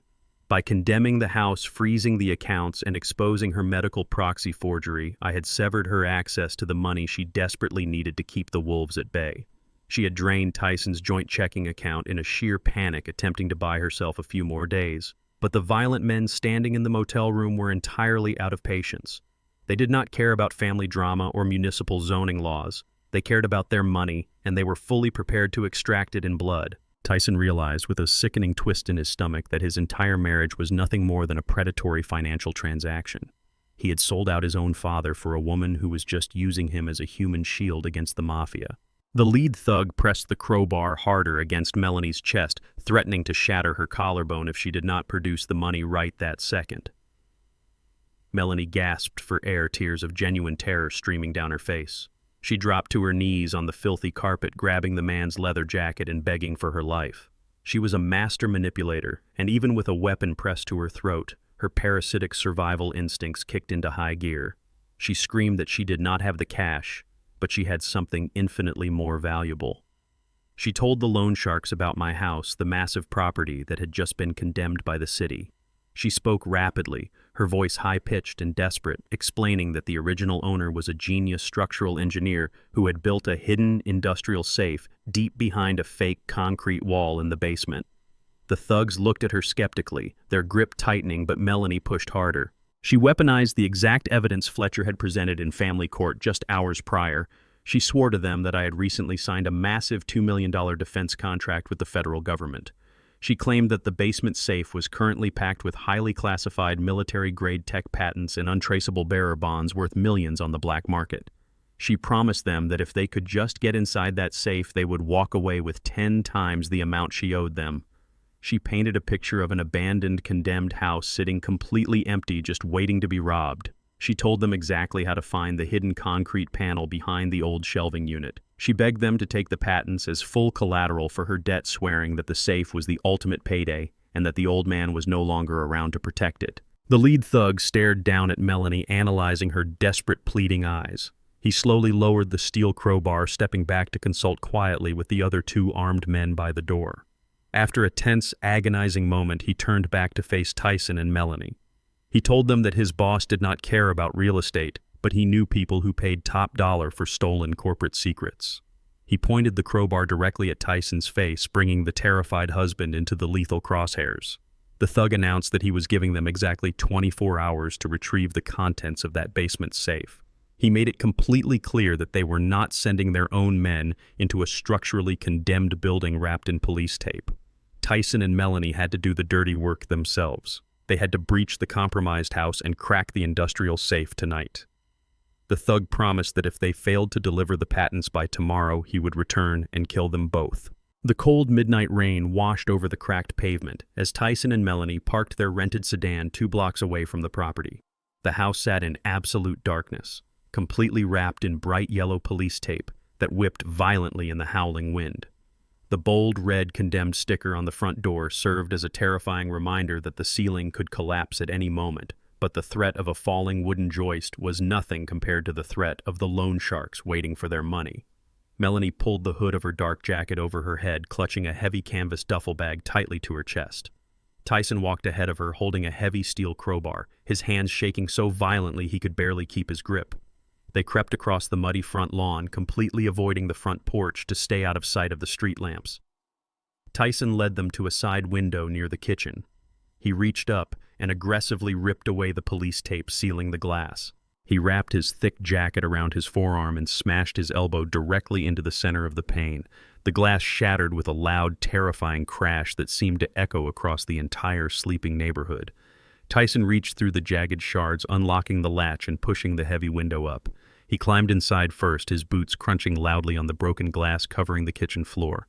Melanie followed him, struggling to pull the heavy duffel bag through the narrow opening. The house felt entirely different now. It was no longer a luxury estate. It was a cold, hollow tomb smelling heavily of damp wood and impending collapse. Every step they took made the floorboards groan in protest, a constant, terrifying reminder that my structural trap was still active and holding the house hostage. They moved slowly through the pitch-black hallway, using only the faint beams of their small flashlights to guide their path. The silence in the house was absolutely suffocating. When they finally reached the basement door, Tyson hesitated, his hand hovering over the brass knob. The memory of casting me down into this dark abyss was fresh in his mind, but sheer desperation pushed him forward. He opened the door and they descended the creaking wooden stairs into the damp, freezing concrete cavern. The heavy halogen work lights the city engineers had used were gone, leaving the basement shrouded in absolute darkness. Melanie aggressively shined her flashlight toward the back wall, illuminating the fake concrete panel I had left wide open earlier that week. The massive industrial steel safe sat waiting for them, its digital keypad dormant. Tyson dropped to his knees on the cold floor, unzipping the heavy canvas duffel bag. Inside was a high-powered industrial magnetic drill press he had rented under a fake name just hours ago. He hoisted the heavy machine up, pressing the magnetic base directly against the thick steel door of the safe near the locking mechanism. He plugged the heavy power cord into a portable battery pack and flipped the switch. The drill roared to life, a deafening mechanical scream that completely drowned out the sound of the rain outside. Tyson leaned his entire body weight against the machine, driving the diamond-tipped drill bit directly into the hardened steel. Sweat poured down his face, mixing with the concrete dust filling the air in the enclosed space. Melanie stood right behind him, breathing heavily, her eyes wide with a toxic mixture of absolute terror and unrestrained greed. She completely forgot about the mobsters threatening her life. In that moment, all she could think about was the millions of dollars in untraceable bearer bonds and classified defense patents she believed were sitting just inches away. She pictured herself selling the secrets, taking the cash, and completely disappearing to a tropical island, leaving Tyson to face the mob all by himself. She urged him to push harder, screaming over the loud grinding noise of the drill. Sparks flew violently from the steel door, illuminating their desperate, sweating faces in bright, jagged flashes of orange light. They were so consumed by their own greedy delusions that they completely failed to realize how incredibly easy it was to drill through the outer layer of a safe that was originally designed to withstand a point-blank explosion. After 40 exhausting minutes of relentless drilling, the heavy diamond bit finally punched through the final layer of the locking mechanism. The loud grinding noise suddenly stopped and the heavy steel locking bolts disengaged with a loud, satisfying clank. Tyson killed the power to the drill, his arms completely numb from the intense vibration. He grabbed the heavy steel handle of the safe and pulled with all his remaining strength. The massive door swung open smoothly, revealing the deep, dark interior of the vault. Melanie practically shoved Tyson out of the way, shining her flashlight directly into the safe. Her eyes frantically searched the metal shelves, looking for the thick stacks of bearer bonds or the highly classified federal blueprints bearing the Department of Defense seal. But the shelves were entirely empty, except for one single object sitting directly in the center. It was not a stack of cash. It was a perfectly neat stack of thick red manila folders tightly bound together with thick rubber bands. Melanie snatched the folders with shaking hands, ripping the rubber bands off and eagerly opening the top file. She shined her flashlight directly onto the papers, expecting to see complex engineering schematics. Instead, she saw her own handwriting. She saw bank statements, forged expense reports, and completely fabricated charity donation receipts. Tyson grabbed the second folder and found exact copies of the fraudulent tax returns they had filed together over the past 5 years. Every single illegal deduction, every shell company they used to hide Melanie's mob debt, every forged signature was perfectly documented, meticulously organized and highlighted with absolute precision. Clipped to the very top of the stack was a completely filled-out whistleblower form bearing my signature addressed and fully stamped for immediate delivery to the Criminal Investigation Division of the Internal Revenue Service. There were no defense patents, there were no bearer bonds. The entire story I had planted through Fletcher, the story Melanie had so eagerly fed to the loan sharks to save her own life, was a complete and total fabrication. I knew she would try to use my assets to buy her way out of her underworld debts. I had built the safe decades ago to protect Sylvia's jewelry, but tonight it served as the perfect bait for a trap they walked right into. Melanie dropped the files onto the concrete floor, staring at the damning paperwork in absolute horrifying realization. Before Melanie could even scream, a sudden blinding light flooded the entire basement. It was not the weak beam of a flashlight. It was the intense, blinding glare of heavy tactical flashlights sweeping down the wooden staircase. The moment Tyson had pushed that heavy window up in the kitchen, he had tripped a completely silent state-of-the-art perimeter alarm I had installed specifically for this property. I had registered the system directly with the local police precinct, tagging the condemned house as a high-priority target for federal evidence tampering. Heavy boots thundered down the wooden stairs. 5 heavily armed police officers flooded the basement, raising their weapons and screaming for Tyson and Melanie to drop to the ground. Tyson immediately fell to his knees, throwing his hands in the air, completely surrendering. Melanie stood frozen, holding the industrial drill, completely caught red-handed with heavy burglary tools, breaking into a condemned structure. As the officers slammed Melanie against the concrete wall and aggressively locked the heavy steel handcuffs around her wrists, she realized the absolute sheer brilliance of my revenge. I had not just evicted her, I had manipulated her into breaking into a condemned building to steal her own criminal confession. The harsh fluorescent lights of the local police precinct buzzed loudly overhead, casting long shadows in the sterile interrogation room. Melanie sat at a dented metal table, her expensive designer jacket completely covered in basement dust and brick dust. Her wrists were still locked in heavy steel handcuffs resting on the table. Across the room, Tyson sat in a similar metal chair, his head in his hands, completely defeated. Melanie, however, was far from defeated. Even caught red-handed inside a condemned structure with burglary tools, she immediately resorted to the only defense mechanism she had left. She began to cry violently, her shoulders shaking as she played the role of the innocent, terrified victim. She looked up at the 2 junior detectives in the room, using her status and her background to manipulate the situation. She sobbed loudly, claiming she was just a desperate housewife trying to retrieve a few precious family heirlooms before the city demolished her home. She insisted that she and Tyson were completely unaware the house was officially sealed. She blamed everything on the chaotic eviction and the stress of losing her property. She demanded they remove the handcuffs, asserting that throwing a wealthy, respectable woman into a holding cell over a simple misunderstanding was a gross miscarriage of justice. She batted her tear-filled eyes at the younger detective, expecting him to apologize and release her with a warning. She truly believed her privilege, and her tears would act as a universal shield against any real consequences. The heavy metal door of the interrogation room suddenly swung open, hitting the wall with a loud bang. The junior detectives immediately stood up straight as the police chief walked in. He was a heavily built man with silver hair and a stern face, completely immune to Melanie's theatrical tears. He did not offer her a tissue or an apology. Instead, he tossed a thick, transparent evidence bag directly onto the metal table right in front of her. Inside the bag was the medical power of attorney, the exact same document she had slammed onto my dining table to threaten Cameron. The chief pulled out a metal folding chair and sat down heavily across from her, resting his arms on the table. Melanie's fake sobbing hitched in her throat as she stared at the document. She tried to maintain her innocent facade, asking what a medical proxy had to do with her trying to get her jewelry out of the basement. The chief leaned forward, his voice low and dangerous. He explained that less than an hour ago, federal agents had formally contacted his precinct regarding a massive interconnected fraud investigation. He told her that my attorney Fletcher had turned this exact document over to the Federal Bureau of Investigation for a rapid forensic analysis. The chief tapped the plastic evidence bag with a thick finger. He explained that as an engineer I had already identified the anachronistic legal paper she used. But the Federal Forensics Lab went a step further. They analyzed the chemical composition of the ink used for the notary stamp and the signatures. He looked Melanie dead in the eyes and stated that the specific microscopic dye mixture in the black ink she used was not manufactured or commercially available until 6 months ago. He pointed out the glaring impossibility of a document being signed and notarized 2 years ago with ink that did not exist yet. Melanie stared at the chief, the color completely draining from her face.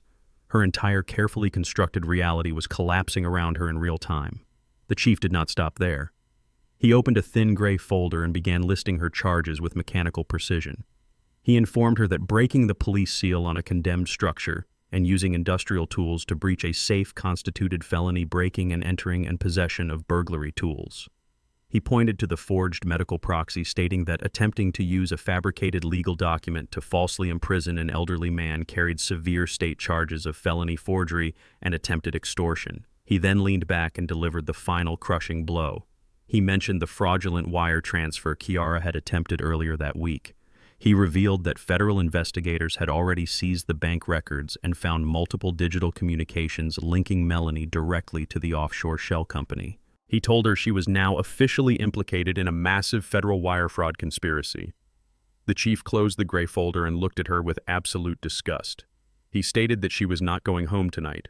She was not going to pay a small fine and walk out the front door. He informed her that given the severity of the federal charges and her clear intent to flee the country with stolen funds, she was going to be held without bail until her arraignment. Melanie lost her mind. The tears vanished, instantly replaced by sheer, desperate panic. She screamed at the top of her lungs, violently rattling the steel handcuffs against the metal table. She turned her head toward Tyson, who was still staring blankly at the floor. She demanded that he confess to everything. She screamed that it was his house, his father, and his responsibility. She ordered him to tell the chief that he forced her to sign the documents and that she had absolutely nothing to do with the wire fraud. She begged him to take the fall so she could go free. Tyson finally lifted his head slowly, looking at the woman he had destroyed his life for. He looked into her wild, desperate eyes and saw absolutely nothing but pure selfishness. In that cold interrogation room, the last lingering illusion of his marriage completely evaporated. He finally realized he had not married a partner, he had married a monster. The morning after the disastrous basement raid, Tyson managed to secure a meager bail using a court-appointed public defender and a predatory local bail bondsman. He walked out of the police precinct and left Melanie rotting in the county holding cell, entirely ignoring her frantic screams to secure her release. Tyson was completely broken. He had absolutely no money. His bank accounts were entirely frozen, and he knew the ruthless loan sharks were actively hunting him down because the 24-hour deadline had officially expired. In a state of absolute desperate panic, he used his last few borrowed dollars to catch a cab directly to the luxury downtown hotel where Cameron had booked my suite. He stumbled off the elevator, his clothes still heavily caked in the gray concrete dust and shattered window glass from the condemned house. He looked exactly like a cornered, terrified animal. He found my door and began pounding on the heavy mahogany wood with both fists, crying out my name in the quiet hallway. When I finally opened the door, Tyson did not hesitate for a single second. The man who had proudly stood by while his wife stole my home immediately collapsed. He dropped heavily to his knees on the plush hallway carpet, sobbing uncontrollably. He grabbed the hem of my trousers, burying his face in his hands and begging for salvation. He cried that he had lost absolutely everything in a matter of days. He begged me to call Cameron, to call my powerful lawyers to pay off the mobsters, and to save him from a lengthy federal prison sentence. He frantically claimed that Melanie had brainwashed him, that he was an innocent victim of her manipulation, and that he never truly wanted to hurt me. He pleaded for the father who had always fixed his mistakes to magically wave a hand and make this terrifying nightmare disappear completely. I did not reach out to help him up. I did not offer a comforting hand or a sympathetic word of reassurance. I simply stood in the doorway and looked down at the trembling, weeping man on the floor. I looked at his expensive designer leather shoes, now deeply scuffed and ruined by the jagged glass of the home he helped destroy. Seeing those specific shoes triggered a vivid, painful memory from 30 years ago. Tyson was 12 years old and desperately struggling to fit in with the wealthy kids at his middle school. He had begged me for a pair of premium basketball sneakers that cost an absolute fortune. At the time, Sylvia and I were drowning in heavy mortgage payments and unexpected medical bills. I was already working a grueling 60-hour week at the engineering firm, but I desperately wanted to give my son the world. I spent my weekends picking up brutal manual labor shifts, pouring concrete driveways in the blistering summer heat just to earn the extra cash. I skipped my own lunches for an entire month, living on cheap black coffee and tap water so I could hand my son that bright orange shoebox on his birthday. I made those agonizing physical sacrifices because seeing him smile made every aching muscle in my back completely worth it.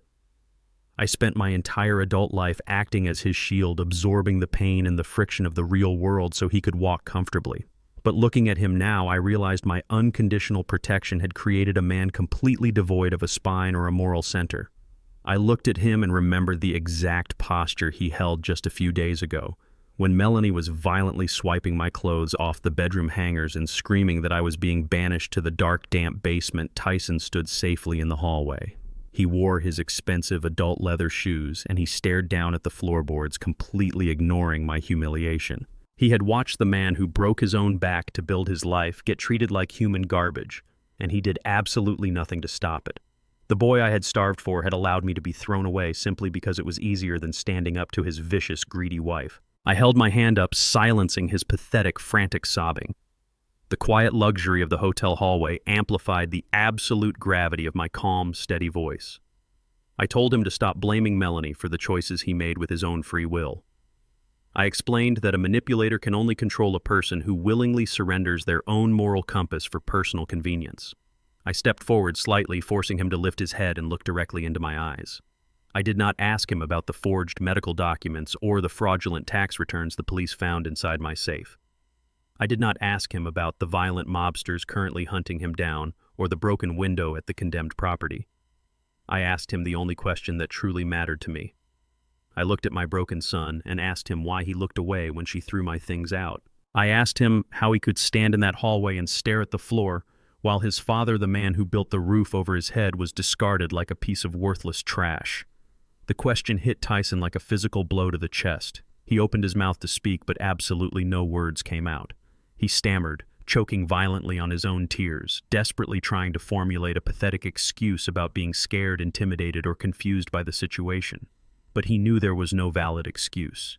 He knew the absolute, undeniable truth. He looked away because he is a coward who valued his own lavish lifestyle and personal comfort over his father's basic human dignity. I spoke in a steady, unwavering tone, telling him that true family is not just a biological coincidence or a shared last name. True family requires courage, genuine loyalty, and mutual respect. I informed him that by standing silent in that hallway while his wife stripped me of my home, he had made his final choice. He had actively chosen her cruelty over my lifelong sacrifice. He severed the sacred bond between father and son with his own cowardly silence. I told him that no amount of tears or desperate apologies can ever repair a foundation that has been entirely pulverized by betrayal. I stepped backward into the warmth and safety of my hotel suite. I looked down at Tyson one last time, feeling an overwhelming sense of absolute closure wash over me. The heavy burden of fatherly guilt I had carried for decades finally lifted from my shoulders. I told him clearly that he was no longer my responsibility. I told him he was a grown man who must now face the terrifying consequences of the treacherous life he chose to build. Without another word, I firmly grabbed the heavy brass handle and pulled the thick mahogany hotel door shut.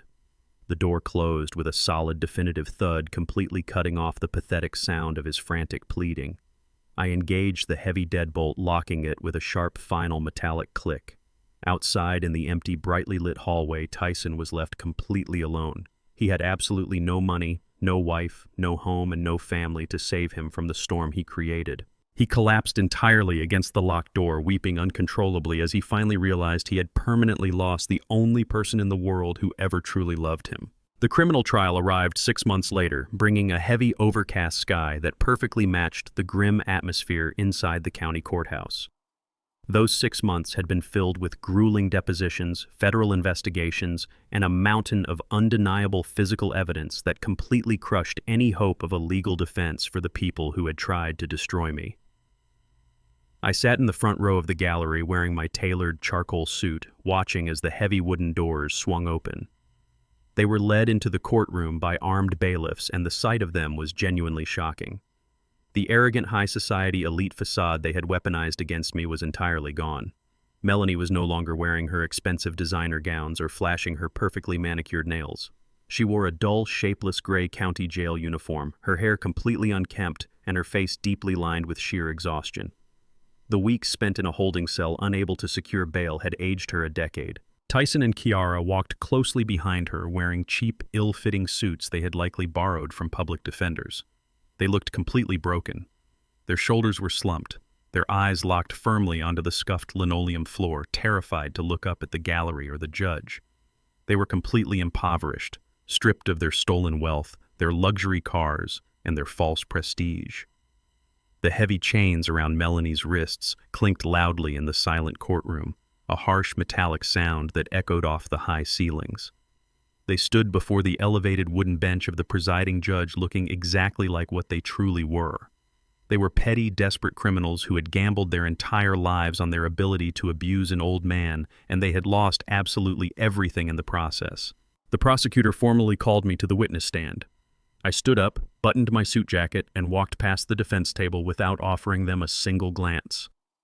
I placed my hand on the Bible, swore to tell the truth, and sat down in the wooden witness chair.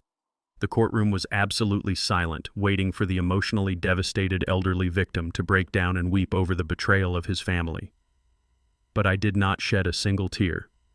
My voice did not shake. I sat with perfect posture and spoke with the cold, rational precision of a master engineer explaining the catastrophic failure of a structurally deficient building. I looked directly at the judge and laid out the exact timeline of their crimes. I presented the irrefutable evidence of the forged medical proxy explaining the forensic impossibility of the ink and the paper stock.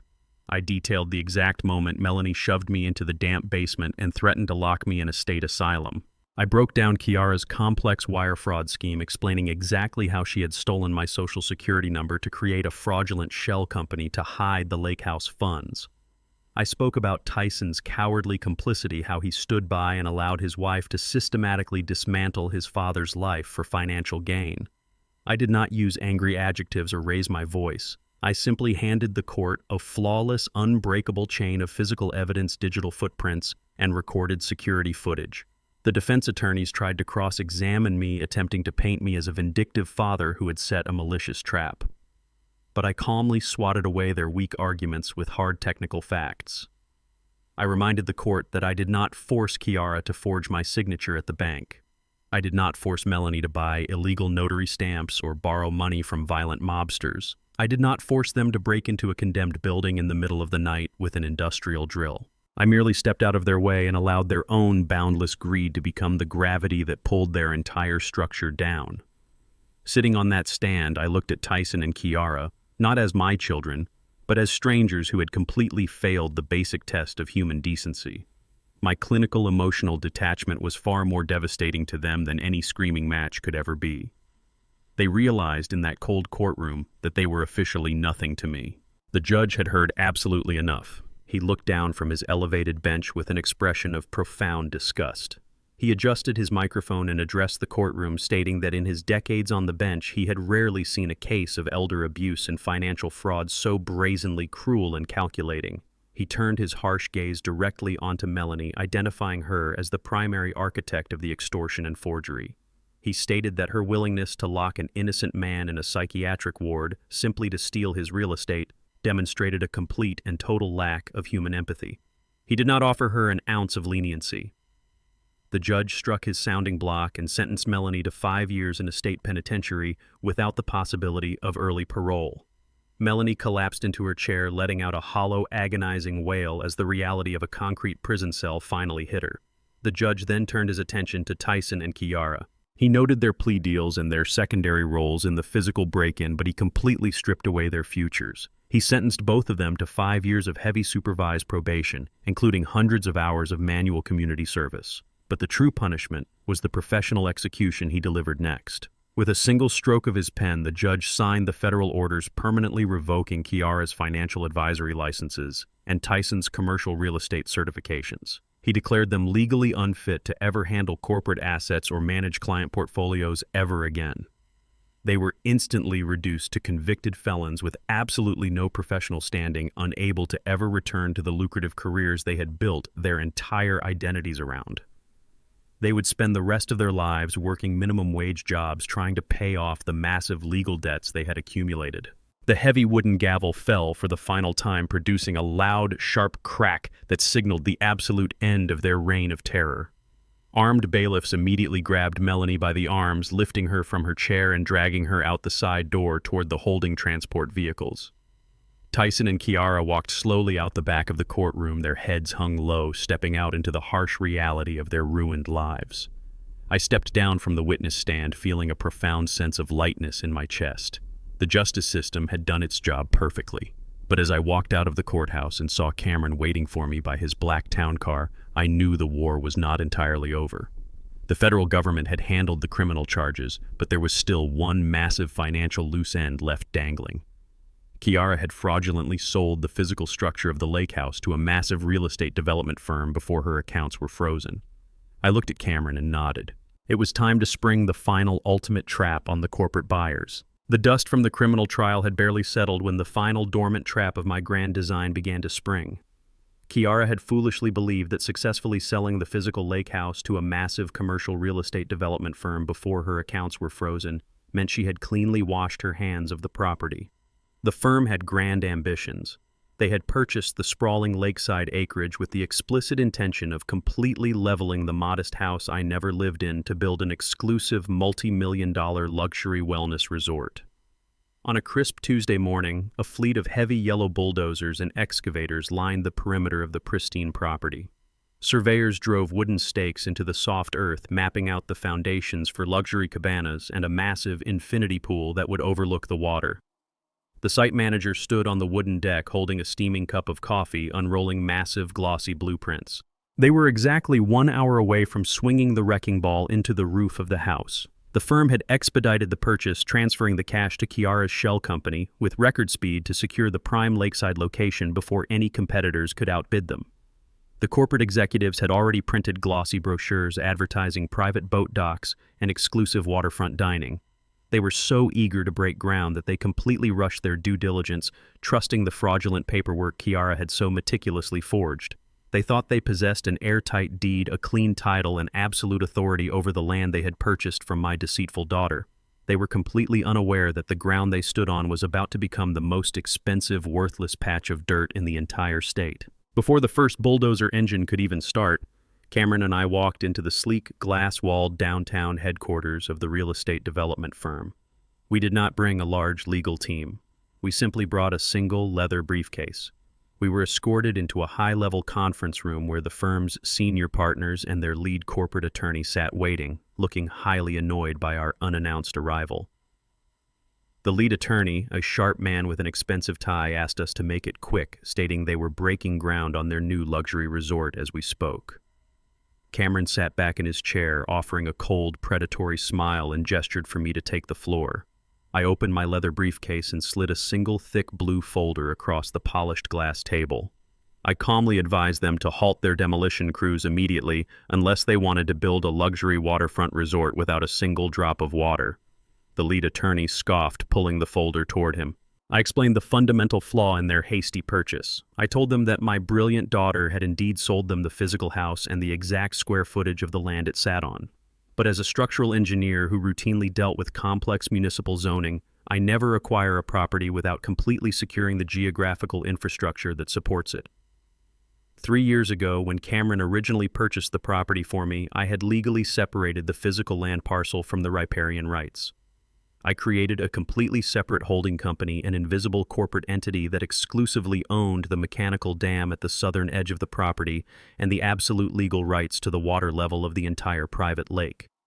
I watched the color drain completely from the senior partner's face as the lead attorney aggressively flipped through the irrefutable municipal deeds. I explained that without my express written consent, their multi-million-dollar wellness resort had absolutely zero legal right to build a single dock, touch the shoreline, or even pump a gallon of water from the lake. Furthermore, I maintained the absolute legal right to open my mechanical dam and completely drain the lake into the lower valley, turning their exclusive waterfront property into a muddy, worthless crater. They had spent millions buying a beautiful frame, but I completely owned the painting inside it. The silence in the corporate conference room was absolute. The lead attorney dropped the blue folder onto the glass table, realizing instantly that his legal team had made a catastrophic multi-million-dollar oversight. They had been entirely blinded by Kiara's fraudulent urgency and the promise of massive profits. Without the water rights in the dam, the sprawling property they just bought was effectively landlocked and completely useless for a luxury resort. The senior partner slammed his fist onto the table, his face turning a deep shade of crimson. He demanded to know how much money I wanted to sell the water rights, expecting me to extort them.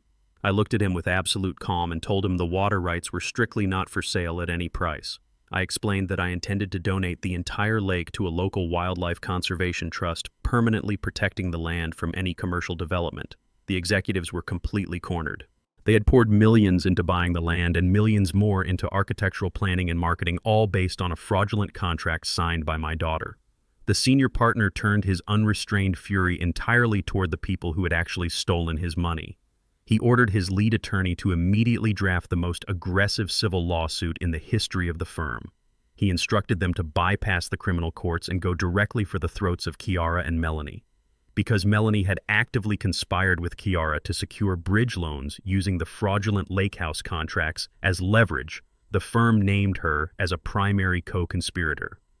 They filed a massive civil litigation suit citing catastrophic contract fraud, gross misrepresentation, and punitive damages that amounted to tens of millions of dollars. The corporate lawyers did not care that Melanie was already sitting in a state penitentiary or that Kiara was working a minimum wage job. They wanted blood. They unleashed an army of ruthless litigators who immediately froze any hidden assets, placed liens on every single thing the two women might ever own, and dragged them back into an endless, exhausting legal nightmare. The real estate firm became my ultimate weapon, executing the brutal financial justice I did not want to dirty my own hands with. The absolute brilliance of this massive civil lawsuit was its permanence. In standard financial ruins, desperate criminals often file for bankruptcy to wipe their slate clean and eventually start over. But federal and state laws explicitly dictate that debts incurred through proven malicious fraud and intentional misrepresentation can never be discharged through a bankruptcy filing. Kiara and Melanie were permanently trapped. The judge granted the real estate firm a lifelong garnishment order. This meant that the moment Melanie eventually stepped out of her prison cell and the moment Kiara earned a single paycheck at her checkout counter, the corporate lawyers would instantly and automatically seize 70% of their meager wages. They would never be able to own a home, finance a car, or hold a bank account in their own names ever again. They were financially enslaved for the rest of their natural lives, completely crushed under the weight of a corporate debt they could not possibly repay. The cycle of my retribution was finally complete, setting the stage for me to walk away completely unburdened. 6 months had passed since the heavy wooden gavel fell in the county courthouse, completely sealing the fates of the people who had tried to bury me. The relentless gears of my structural trap had ground their lives down to the absolute bare minimum. The original house, the property they had waged a vicious war to steal, was officially gone.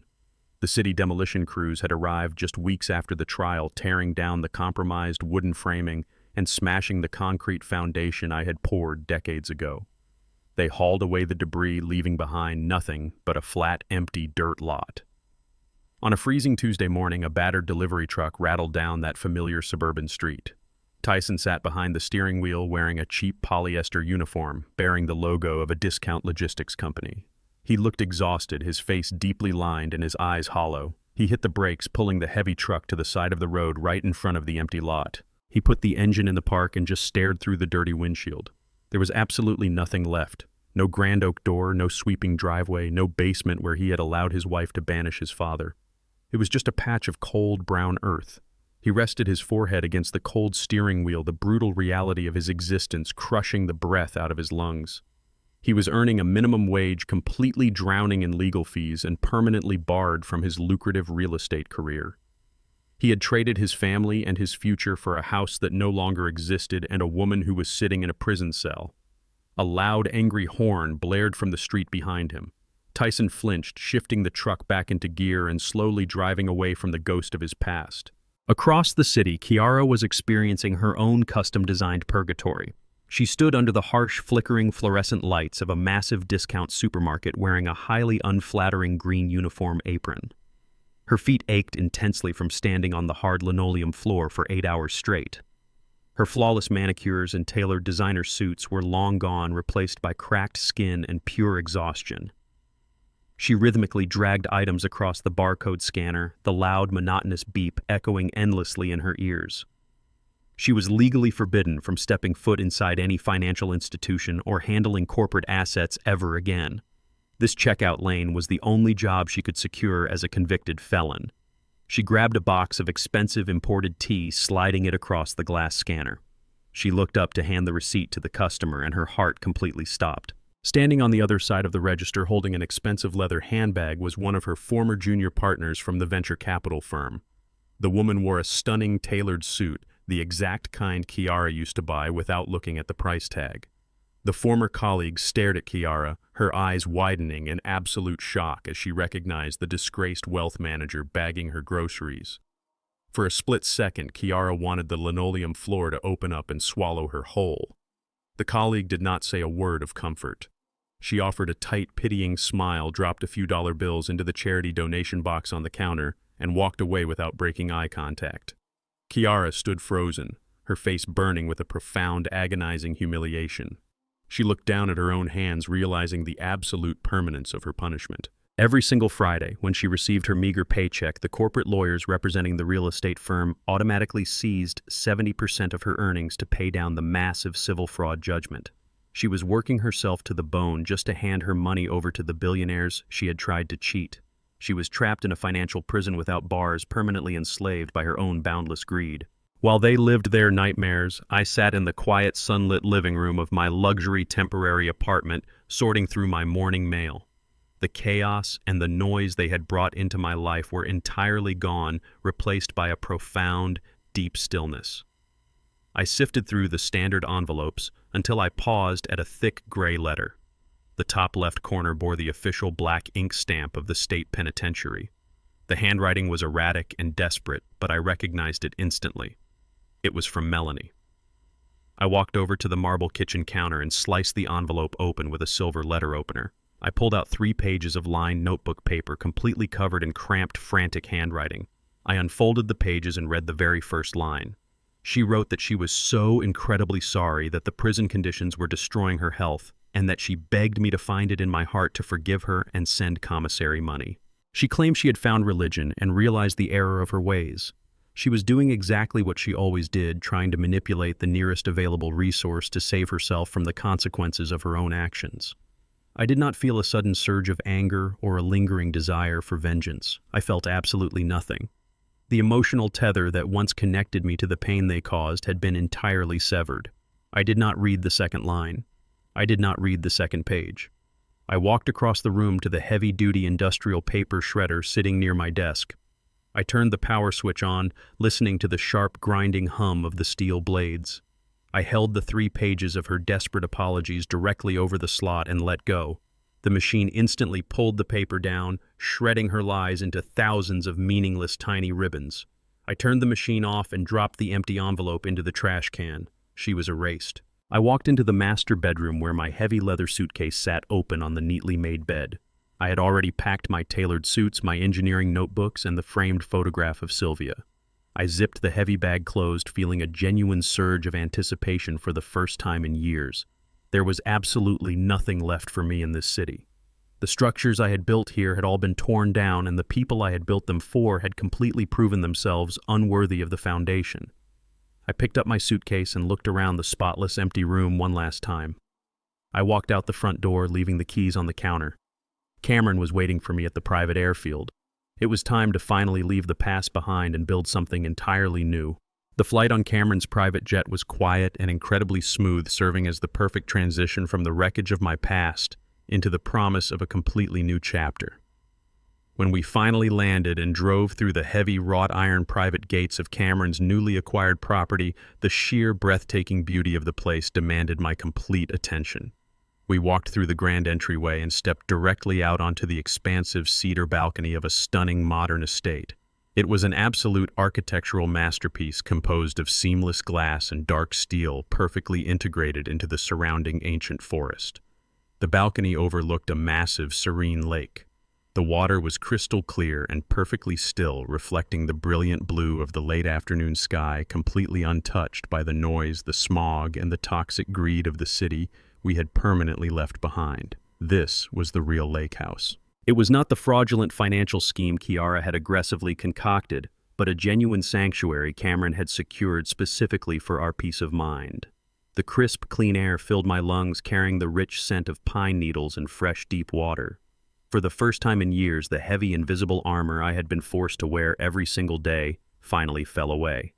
I rested my hands on the smooth glass railing, feeling the solid, unyielding strength of the structure beneath me. I did not have to mathematically analyze this foundation for hidden stress fractures or structural liabilities. I did not have to sleep with one eye open, wondering when the people living under my own roof would try to steal the ground right from beneath my feet. I was entirely safe. The silence out here was not the suffocating, tense quiet of a house preparing for a brutal war. It was a deep, restorative peace. Cameron stood closely beside me, leaning casually against the railing, his tailored corporate suit now replaced by a comfortable woven sweater. He looked out over the expanse of water, taking a slow, deep breath before breaking the tranquil silence. Cameron turned his head slightly toward me, keeping his gaze fixed on the gentle ripples slowly spreading across the surface of the lake. He asked me in a quiet, thoughtful voice if I had any lingering regrets about how everything ultimately ended. He asked if a small part of me missed the family we used to be before the money, the arrogance, and the unrestrained greed completely poisoned the water. I looked out at the distant horizon, taking the necessary time to truly consider the weight of his question. I thought deeply about the decades I spent sacrificing my own comfort, skipping hot meals, and working brutal overtime hours just to build a solid foundation for my children. I thought about the agonizing moment Tyson looked away in the hallway while Melanie violently threw my belongings onto the floor, and the chilling realization that Kiara was perfectly willing to let me rot inside a state mental asylum simply to protect her stolen cash. I turned to Cameron and told him clearly that I had absolutely no regrets. I explained that holding on to regret implies a desperate desire to change the past, but the past was exactly what revealed the terrifying truth I desperately needed to see. I told him the hardest lesson a father ever has to learn in this life is that sharing biological DNA does not automatically guarantee loyalty. Society constantly conditions us to believe that blood is an unbreakable sacred bond that we must endure endless abuse, disrespect, and humiliation, simply because the people hurting us share our last name or our lineage. But I realized that is a toxic, dangerous lie designed to keep victims trapped. True family is not a genetic inheritance. True family is an active, daily choice. It is defined exclusively by mutual respect, by showing up when things are difficult, and by offering unconditional love that does not demand a financial return. I looked directly at Cameron, the son who had built his own massive corporate empire but still dropped absolutely everything to fly across the country the exact moment he realized I was in danger. He did not need my money, my land, or my structural patents. He simply wanted to protect his father. I told him that I did not lose a family at all. I merely surgically removed the parasites that were rapidly draining the life out of the family I actually had. By completely severing ties with Tyson, Kiara, and Melanie, I preserved my own dignity and protected the only genuine relationship that had successfully survived the storm. I smiled warmly at Cameron, telling him that family is the people who stand beside you on the balcony, not the people secretly plotting to push you over the edge. Cameron nodded slowly, completely absorbing the profound weight of my words. He smiled, offering a genuine expression of deep respect, and asked me what I planned to do with the rest of my life, now that the war was officially won and the battlefield was cleared. I turned my attention back to the sweeping view of the lake, feeling a sudden massive surge of renewed purpose. I did not intend to spend my remaining years simply sitting in a wooden rocking chair staring blankly at the water. I reached inside my coat pocket and pulled out a thick, legally binding document bearing the official embossed seal of the state. I handed it directly to Cameron. As he opened the heavy folder and read the cover page, his eyes widened in genuine surprise. I revealed to him that I had already put the millions of dollars generated from the Department of Defense structural patents, along with the massive back payments from the terminated family ground lease, to immediate and aggressive use. I had officially established the Sylvia Horizon Foundation, named in loving honor of his mother. I explained that the foundation was a heavily funded, aggressive legal and financial task force designed specifically to protect vulnerable elderly people from the exact type of familial financial abuse I had just survived. I told him that Fletcher, my ruthless old school attorney, had already agreed to act as the primary legal director. During my ordeal, I realized exactly how incredibly lucky I was to possess the advanced engineering knowledge, the financial leverage, and the ruthless legal counsel required to successfully fight back. Millions of older men and women simply do not have hidden industrial safes, classified military contracts, or billionaire tech sons to rescue them.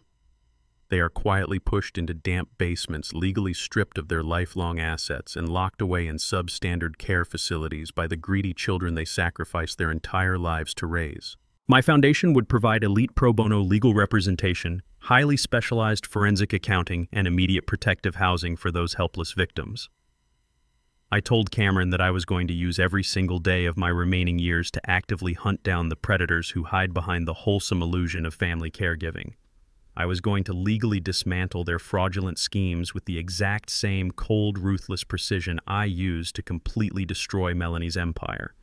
The money they tried to steal from me would now be weaponized to protect thousands of others. Cameron closed the heavy legal folder and looked at me with immense, unmistakable pride. He called back into the house, signaling the private chef, who promptly walked out onto the cedar balcony carrying a polished silver tray with 2 heavy crystal glasses of vintage-aged bourbon. Cameron picked up a glass, handing it to me as the amber liquid glowed warmly in the fading light of the afternoon. We stood closely side by side, looking out over the magnificent, tranquil lake as the sun finally began to set, casting brilliant, radiant streaks of gold and deep violet across the vast open sky. The crisp air was incredibly cool. The future was completely unwritten, and the heavy, rusting chains of the past were permanently shattered. Cameron raised his crystal glass into the air, offering a silent, honorable toast to survival, to absolute justice, and to the unwavering strength of a father who utterly refused to be broken by betrayal. I raised my glass to meet his. The heavy crystal clinked together with a clear, resonant ring that echoed perfectly across the serene surface of the water. I took a slow, satisfying sip, feeling the deep, comforting warmth spread rapidly through my chest. I had finally found my true horizon. As I sit here on the balcony of this beautiful lake house, watching the sunset reflect across the still water, I find myself reflecting deeply on the most profound lesson this entire ordeal has taught me. Throughout my career as a structural engineer, I spent decades obsessing over the physical integrity of buildings. I calculated load-bearing limits, I analyzed tensile strength, and I meticulously planned for worst-case scenarios like earthquakes and hurricane winds. I knew exactly how much pressure a steel beam could take before it fractured. But the ultimate irony of my life was that while I was an absolute master at building physical foundations, I was completely blind to the emotional and psychological foundation I was building within my own family. The greatest and most painful lesson I learned from the betrayal of my children is that unconditional love must never ever mean unconditional access to your life, your peace, or your resources. Generosity without strict boundaries does not create gratitude. It creates monsters. For my entire adult life, I operated under the flawed assumption that being a good father meant acting as a permanent human shield for my children. When Tyson was failing college and drowning in debt, I did not let him fail and learn the value of hard work. I worked double shifts until my back gave out to pay off his mistakes. When Kiara ruined her credit through reckless spending, I did not let her face the harsh reality of bankruptcy. I allowed her to use my pristine financial reputation to prop herself up. When I transferred the deed of the house to Tyson, I thought I was protecting his financial future. I believed that by completely removing the friction from their lives, I was showing them the highest form of love, but I was entirely wrong. In structural engineering, if you remove the natural load from a support pillar, that pillar eventually becomes weak and brittle. It loses its ability to stand on its own. By constantly absorbing the consequences of their terrible decisions, I completely robbed my children of their character. I made their lives so incredibly easy and frictionless that they developed a toxic, boundless sense of entitlement.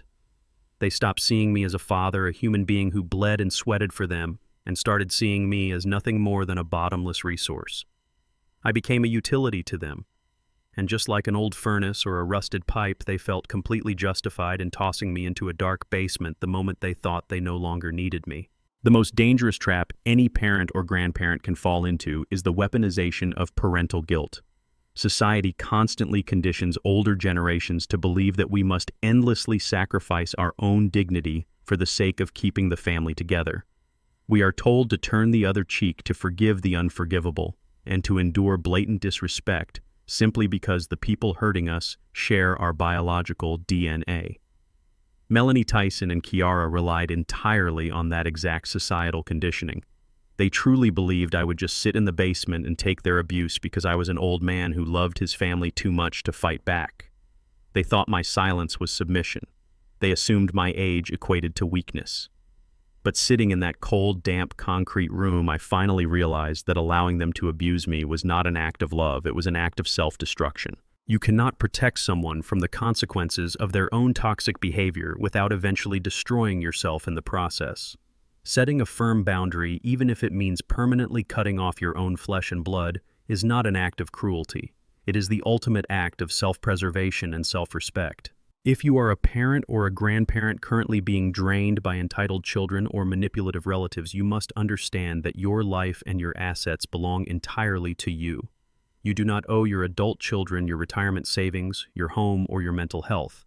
You do not have to tolerate being spoken down to in your own living room.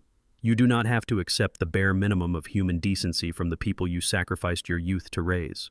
When you finally decide to stand up for yourself and close the vault, they will inevitably call you selfish. They will scream, they will cry, and they will play the victim to anyone who will listen. Let them throw their tantrums. You do not need to engage in their screaming matches or lower yourself to their level of emotional blackmail. The most powerful weapon you possess is the quiet, absolute enforcement of your own boundaries. You simply close the door, change the locks, freeze the accounts, and let the brutal reality of the real world handle their entitlement. The justice I served to my family was not built on vengeance. It was built on the cold, hard application of consequences. I simply stopped being their shock absorber and allowed the immense weight of their own terrible decisions to finally crash down on their heads. Finding peace in your later years requires you to ruthlessly prune the dead branches from your family tree. It is a terrifying, agonizing process to look at the child you raised and accept that they have become a predator. But the moment you stop feeding the parasite, you instantly reclaim your entire life. Today, I am 70 years old, and I have never felt more powerful, more secure, or more at peace. I lost a son and a daughter, but I gained my absolute freedom. I preserved my dignity, and I forged an unbreakable bond with Cameron, a son who respects me as an equal. The horizon in front of me is bright and clear because I finally learned to become the architect of my own happiness. Do not wait until you are shoved into a basement to realize your own worth, because your peace is the most valuable asset you will ever own, and it is completely up to you to fiercely protect it. If this story gave you the courage to finally set boundaries with toxic family members, please hit the like button, subscribe to the channel, and share this video with someone who needs to hear it today.